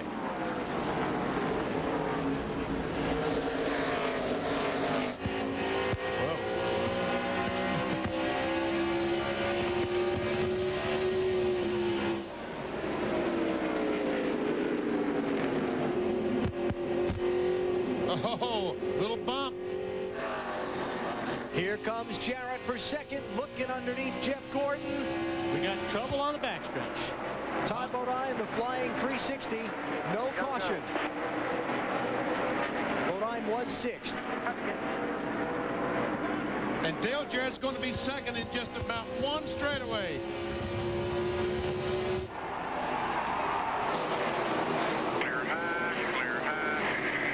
Listen to the roar from that crowd. That was from Ricky Rudd. Good job, man. Go get him. Todd Barrett telling his driver, go get that 28. Now, I'll tell you another reason why that pass was important for Dale Jarrett. Jeff Gordon has locked up the 5 bonus points for leading the most laps today. 18 to go. Hit you, Mark. Go get the 20th.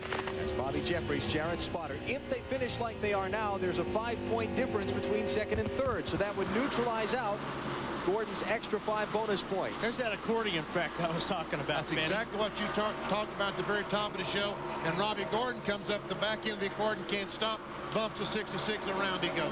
Up front of you. Keep coming. Come low. Back. Come on. Yeah, outside, outside.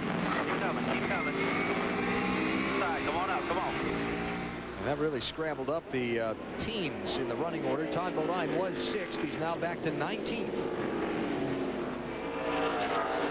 Jerry Nadeau, we saw him fly by. He's up to the 7th position because he never had to check up when Todd Bodine spun over off turn 2. Tracking the interval between Rudd and Jarrett to see if they're closing in any. It was 0.7 of a second last time by. It's 0.6 of a second this time by. Jarrett is a little bit faster than Ricky Rudd. Elliott Sadler involved in a hard crash a short while ago. Dave Burns is with him. Elliott, you just walked out of the medical center. How are you? Pretty good. Just rung my bell right good that time. I just hit the apron and got loose and backed into the wall, hit driver's side. And my Hutchinson device helped me a lot on the first wreck, but the second wreck backing up, just hit my head on the roll bar, messed up my knee a little bit. But yeah, just a rough day. I'm glad this day is over with. It's been terrible for us. So we'll just regroup and go to Indy this week, test, and get ready for Pocono. We talked earlier about how important it was to finish races. This is the first race that Elliott has not finished all season. Awesome lap. 15 to go. Todd Parrott talking to Dale Jarrett. And I'll tell you what, Jarrett is closing up. He's getting up right on the back bumper of Rudd. That may affect his car. The closer he gets, the worse his car may become. Might pick up that arrow push we're always talking about. He's knocked the 1/10 of a second off the lead each of the last 4 laps. It's down to 0.47 seconds. Now, catching and passing are 2 different things. That's going to be very difficult to do.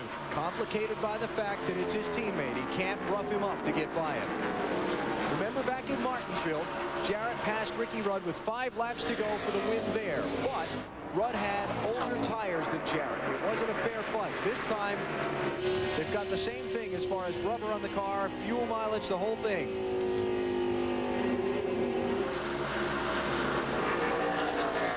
and they've just got to be sure they don't rough each other up racing for the win. You won't see that between these two guys. These are two of the smoothest guys out there, and I don't see that ever happening. I think Robert Yates is nervous. Yeah.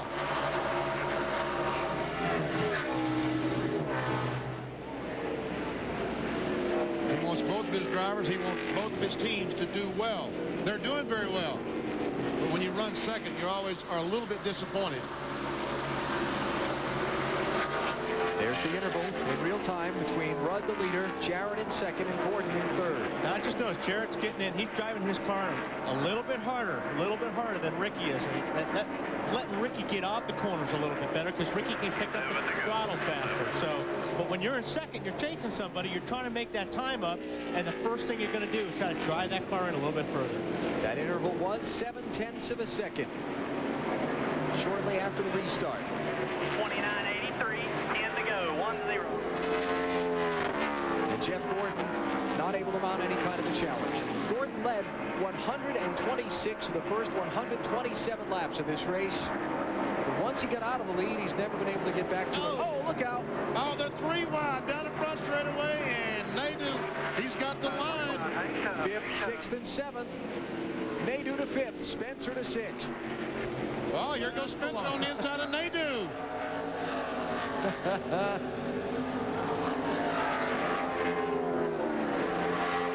And Nadeau's going to try to come down. Spencer's going to try to drive it in. Oh, contact. Nadeau spins into the outside wall. Caution's out. Man, you can see that coming a mile away. You sure could, Benny. That was why we had the cameras on it. Jerry Nadeau into the outside wall, racing for 5th position with Jimmy Spencer. And the yellow is out for the 10th time in this race. And Jerry Nadeau has his car rolling. I'm sure that NASCAR is glad to see that because this race now, I don't think will end under this caution flag. There may be another one, but this will not end the race. Yeah. 9 laps to go. Important because it'll be a single file restart when we go back at it. Here's a look. Hey. I mean, you knew that Spencer was going to drive it in very deep going in 3. You knew that Nadeau was going to come down to try to block the position. You just knew that was going to happen. Back wheels right up off the ground when he hit. So who's at fault? Well, you know, the 25 was coming down, and Jimmy could have cracked the throttle and avoided that. But, you know, you're 10 laps to go, 11 laps to go, driving for a position. So, I mean, how can you blame him for going for the position either? Back for the finish of the New England 300 in a minute. Don't go away.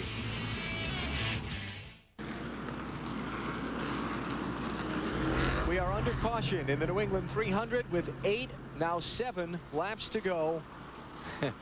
It's been a wild and woolly race. This is the 10th yellow. This could come down to the last man standing. Because you know, the last 3 straight races here in New Hampshire have finished under caution.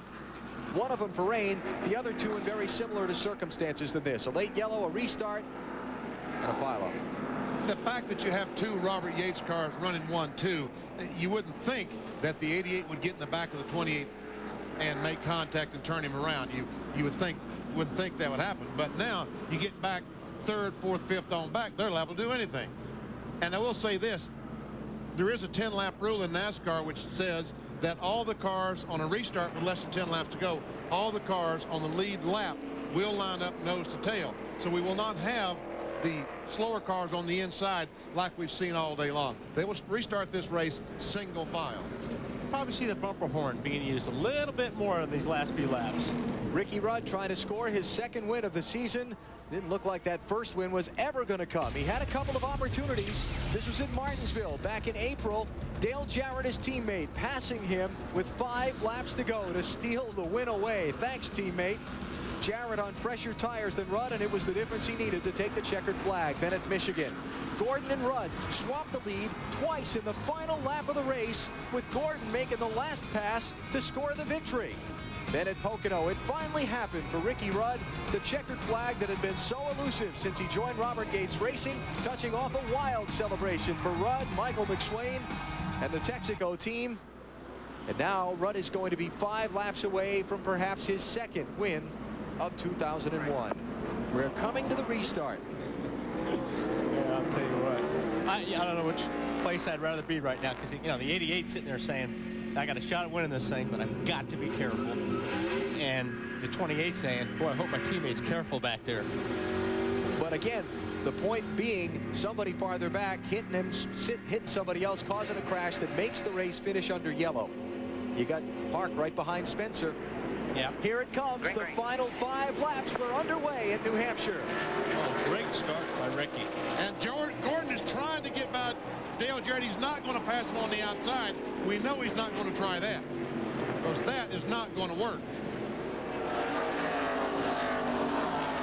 Spencer got away from Park on the restart. Harvick is banging on Bobby Labonte's back bumper back in traffic, but right now it is Jarrett trying to close in what he lost to Ricky Rudd on the restart. Looking to meet him up. Wow, 28 really didn't get in that corner very well. Here comes Jarrett. 4 laps to go. The teammates banging together. And here comes Jeff Gordon. He's on the inside of Rudd. Rudd tries to close the door. All clear, no pressure, no pressure, no pressure, no pressure. Dale Jarrett's out in front. By 5 on 24. Gordon to second. Rudd back to third. Here comes Spencer. I don't know if the 28 just had rubber or dirt or what on his tires. When he went into turn 3, that car would not stick. 3 laps to go. Hit your marks there. Clear by 5. Dale Jarrett in position to try and score a win. Jarrett was one of the hottest drivers in the Winston Cup Tour earlier in the season. He got 3 victories before the month of April was out. Then he had the crash at Charlotte in qualifying that left him with the rib cage injury. And really, the month of June, not much to speak of for Dale Jarrett. But now the momentum is back in his corner, pulling into the tie for the point lead with Jeff Gordon a week ago at Chicagoland. He's 2 laps from the checkered flag. And Ricky Rudd is crushed. He is just absolutely crushed. Marty.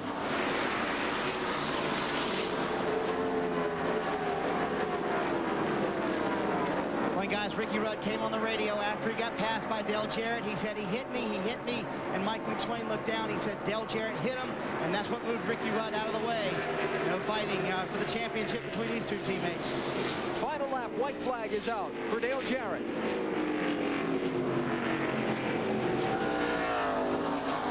It's going to make for an interesting Monday morning meeting at Robert Yates Racing.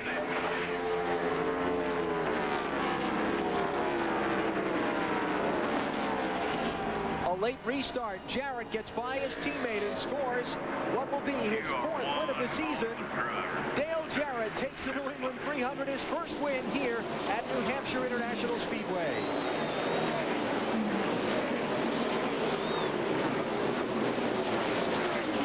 Gordon second, Rudd third, Spencer fourth, Stewart fifth. It just didn't go for Ricky Rudd after the restart, and Jarrett took advantage. Steve Park with the congratulatory door slam.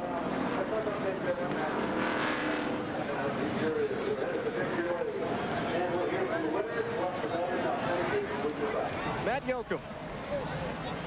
Well, your man held the drama out to the very end. Finally, you guys pick up your first New Hampshire victory. Todd, yeah, congratulations. An awesome day. You know, we had a great race car all day long. Just kept adjusting on it, and hopefully, you know, he knew more than we did. He was saving a little bit there for the end. Ricky had a great race car all day. So the 24. Thanks, man. Appreciate it. Just it's a good day. You know, we needed this, and you know, to get a good win for Robert Yates Racing. And you know, we'll go back to Charlotte now to go to my blooming favorite steakhouse at Outback and have us a big party. And I'd like to dedicate this win to Roseberry Stevens, a good friend of ours. Had a little trouble early this week, and just thinking about you, Joe. A special win for this team, Alan. Dale Jarrett saluting the fans. Let's go back and take a look at what happened when Jarrett passed Ricky Rudd a minute ago. You heard the report from Marty and Rudd's crew chief. Right there's the touch that he's talking about. Just barely off forward. But again, it was, if there was a touch, it was just so very, very slight. I don't think he touched him. Take another look at it. He's awfully close. I don't think he got touched. I think he just got the air underneath the rear of that car and got him loose. At that point, that big front air dam pushing that big bubble of air could have been what Ricky Rudd felt. We'll get post-race reaction when we come back.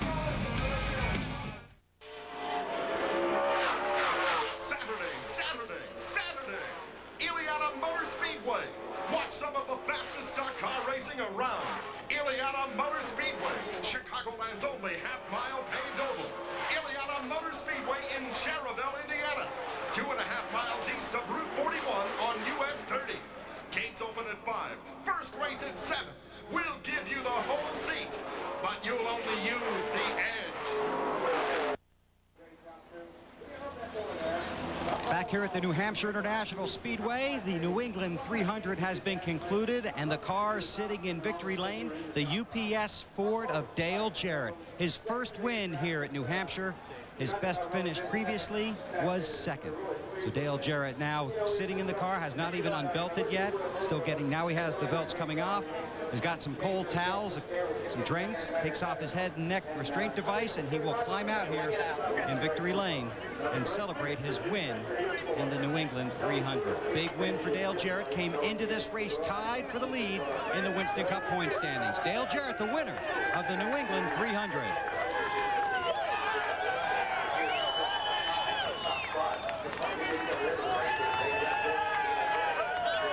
Benny, I think they were concerned about points. Congratulations. You said if you win, you get the most points. That's right. That's one way of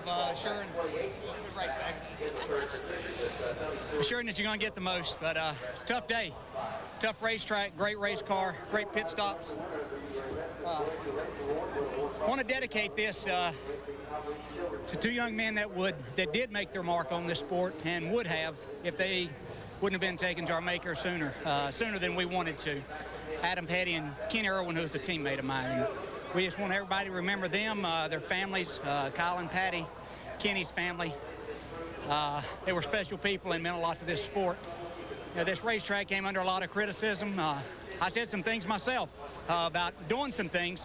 It wasn't the racetrack, and it surely wasn't the Bear family that built this place. This is a great racetrack. The fans are incredible, and just a great day. Place we hadn't won, we wanted to do that. UPS first win here in New Hampshire.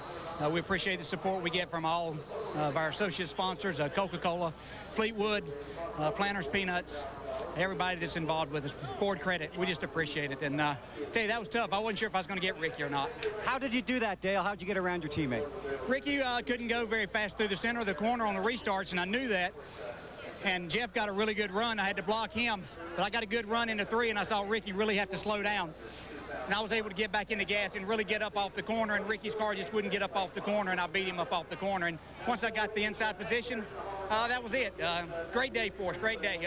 Say hi to everybody back home, and I don't think Kelly and Natalie and Carson are watching in London, but we did it. And Zach's okay, he's here with me. Was there any contact out there, Dale? It's hard to tell from our view. You know, we did have contact, but it's after Ricky came off the wall. He just about hit the wall and brought it down, and that's when we touched in. I think he'll tell you that there wasn't any contact that initiated the pass or anything. I think that was all plain. Now, before this, were you thinking about points before this race or not? Well, you're always thinking about points, but as I said, best way to take care of the points is to finish first. Okay, and he did that. Dale Jarrett wins here at New Hampshire. Let's hear from his teammate, Ricky Rudd. And obviously a dejected Ricky Rudd. He sounded, Ricky, talking to Jeff Gordon right now, you sounded a little bit upset on the radio. Your team was extremely upset. Was there any contact? Well, I think it was. Our biggest problem, though, is we didn't need to have those cautions coming out. We weren't very good on a restart. DJ was good all day on a restart. Jeff and I were just talking about it that, you know, when they'd restart, he'd act like he'd been long into a run. Or he got good grip. I just couldn't get a hold of the racetrack. I don't think hardly anybody could. Just DJ's about the only one. And sort of a sit and duck there, you know. I hate it for the guys. We had the best car, I felt like, on the long run. There's about 3 or 4 good cars out there today. And went up third, and we felt like we had about a first, second place car anyway.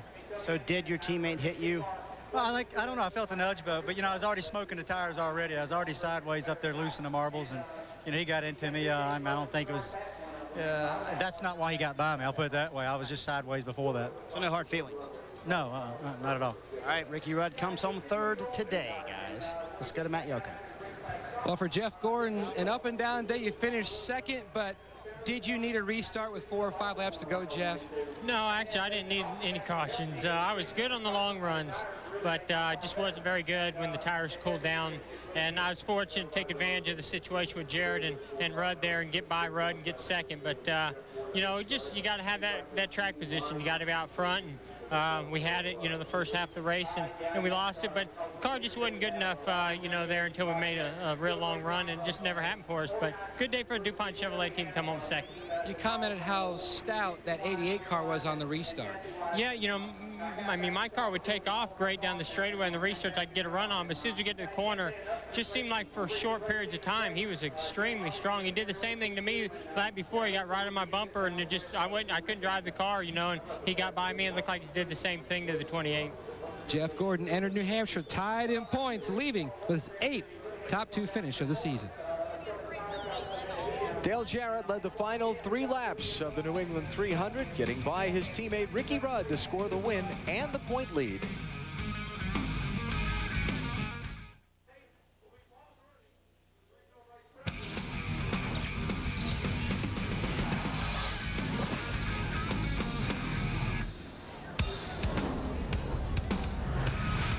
It's the Autotrader.com post-race show from New Hampshire International Speedway on TNT as we bring you the aftermath of today's New England 300 won by Dale Jarrett. Here are the final results of today's race. Top 3 in points coming in, top 3 finishing positions in the race. Jimmy Spencer, a great run to finish in 4th position. Tony Stewart all the way from 25th. Yeah, Mike Wallace, another great run. Top 10 finish, back in the car for the rest of the year, he hopes. Casey Atwood came back from a lap down to finish 12th. Brett Bodine continuing to creep toward the front. Todd Bodine 15th after the late spin. That was a shame. He was running 6th at the time. These cars all a lap or more down, including John Andretti, running in the top 10 when he got penalized. Did not beat the stop-and-go paddle to the end of pit road, and it cost him a lap. Wound up finishing in 23rd. And the cars down the bottom of the list from Bud Strickland, Ron Hornaday, Jerry Nadeau on down all had problems and spent some time in the garage during the race. Let's go to Dave Burns. Alan, we had some problems down here in the garage area just following the race. You can see Jeremy Mayfield's hauler behind me and the rack on top where they put the cars and then eventually push them into the transporter. Unfortunately, one of his crew members, while they were pushing the car on top, had a fall. And they have currently gotten him rushed to a medical center somewhere away from the track here. One of the first guys to run over and get the medical crew was Ryan Pemberton, crew chief of Robert Presley, who was right next door, came sprinting through. We all knew something was going on, and when we came by, the medical technicians were already working on him. So don't have any more than that right now, just a member of Jeremy Mayfield's crew. We can hope for the best, but took a big fall. All right, Dave, thanks. We'll bring you more on that as it becomes available to us. We'll come back to New Hampshire with more post-race coverage in a minute.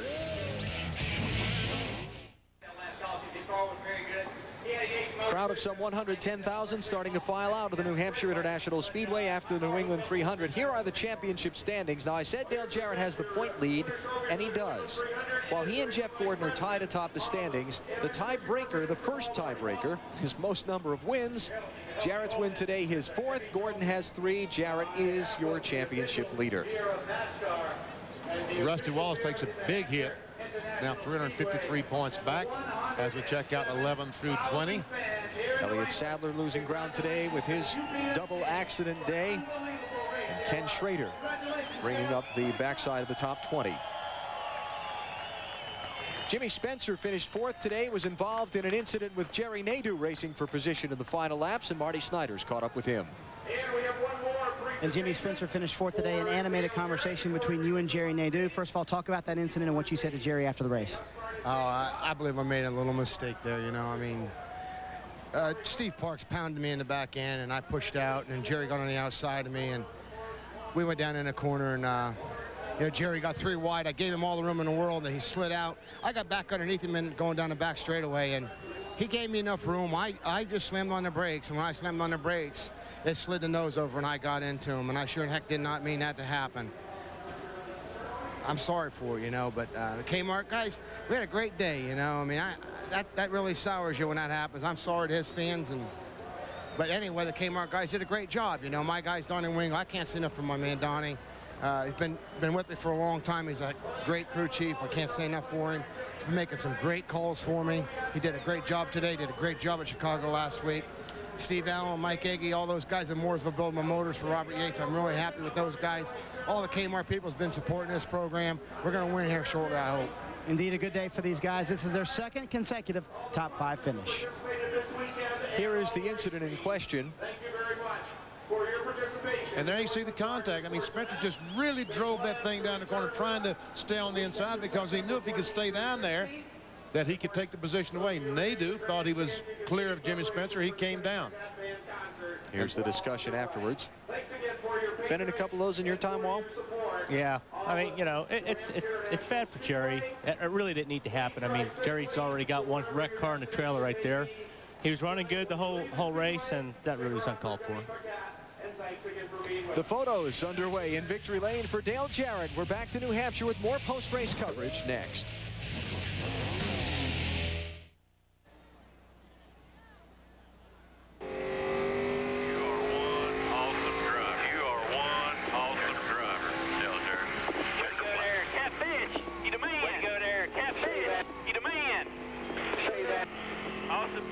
Welcome back to the Autotrader.com post-race show on TNT from New Hampshire International Speedway. The scene in Victory Lane, they call it the hat dance. When did Dale Jarrett get the nickname Catfish? I heard that 2 or 3 times on that cool-down lap as he took the checkered flag. All right, that is your assignment to figure that out for next week's broadcast at Pocono. Friday, it's Bud Pole qualifying on CNN Sports Illustrated at 3 Eastern Time. Saturday, Winston Cup final practice at noon, followed by the Pepsi Arca 200 from Pocono. That one at 1 o'clock Eastern. Also Saturday, NBC has the NASCAR Busch Series, Napa Auto Care 250 from Pikes Peak Raceway in Colorado. Then next Sunday, it's the Pennsylvania 500, 12:30 Eastern Time. And the encore presentation on Monday night, and that is next weekend on TNT. Matt Yoakum. Alan, we've caught up with Dale Earnhardt Jr. You had a hard-earned 9th place.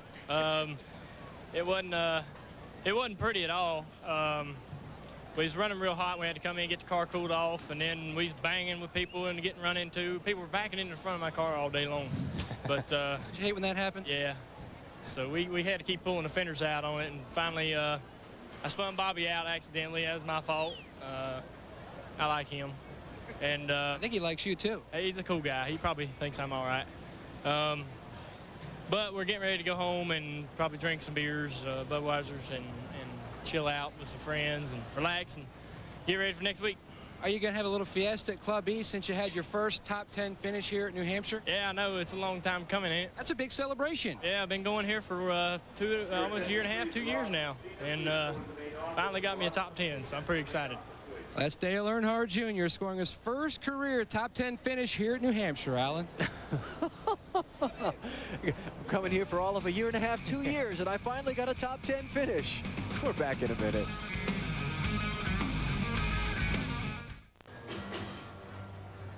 Kyle Petty's team loading up after his run here at New Hampshire International Speedway today. Kyle coming up with a 26th place finish, 1 lap down to the race leader.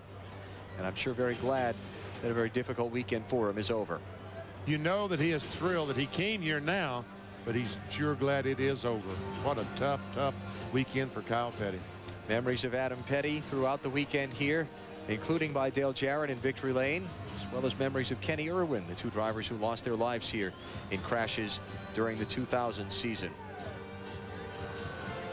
Let's take a look back at today's New England 300, kind of a rough and rugged event. Total of 10 caution flags. This one at lap number 5. Elliott Sadler into Joe Nemechek. They both crashed. Both would return to the race. Elliott would wish he hadn't. Just a few laps later, Rusty Wallace into the garage. First one out of the race. Engine failure for the 4th place man in the championship. Drivers had problems with right fronts. Johnny Benson, Jeremy Mayfield, and Dave Blaney all with similar looking accidents into the wall in turn number 1. Ward Burton Well, his wasn't a right front. He got hit from behind and spun around. Caution came out. Ward lost a lap at that point. Ron Hornaday with the wildest looking incident of the day, squeezed into the backstretch wall by Stacy Compton. He goes up and away, fortunately back down inside the ballpark. Spun off to the infield. He'd continue in the race too. Mike Wallace barely squeezing through. Now to the late going, Elliott Sadler. Hard crash off turn 4, second impact of the day. Elliott got his bell rung. Later told us he was okay, but very sore. Now, the final laps of the race. After a late caution, Ricky Rudd leads on a restart, but here comes his teammate, Dale Jarrett.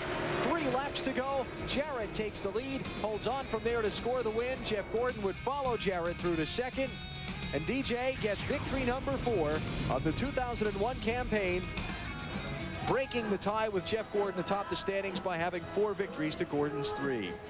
You see 8 leaders, 10 lead changes. The big number, 10 cautions for 51 laps.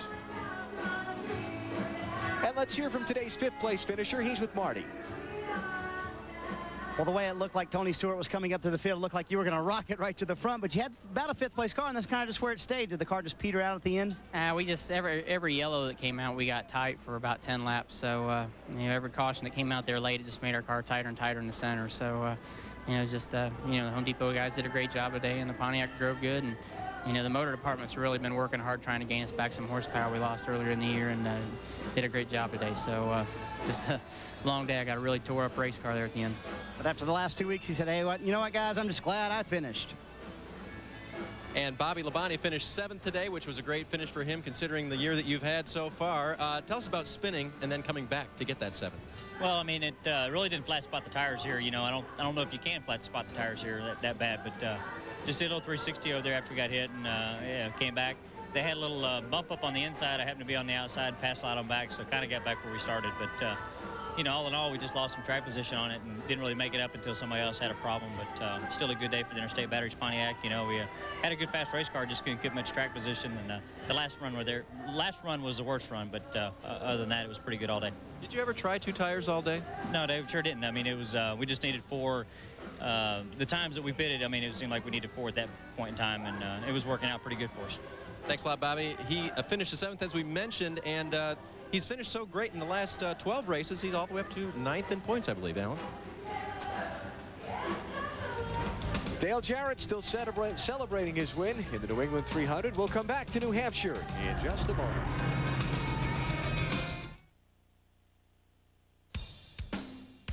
The New England 300 on TNT, brought to you by Rocky Mountain Cold Coors Light. Are you ready for a cold one? By CarQuest Auto Parts. You'll find it at CarQuest. By Pfizer, where life is our life's work. And by UPS, the official delivery company of NASCAR. We want to race the truck. People love the truck.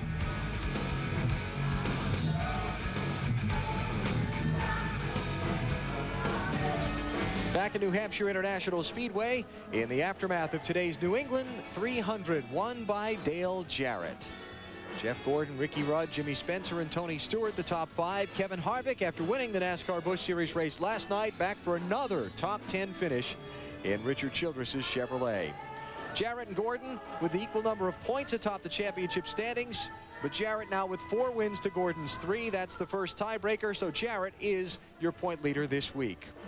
Our pit reporters have given us news that the crew member injured in the fall in the garage area from the transporter on Jeremy Mayfield's team is Derek White. He's being taken to a local hospital. We have no word on his condition other than he is being transported out of the racetrack.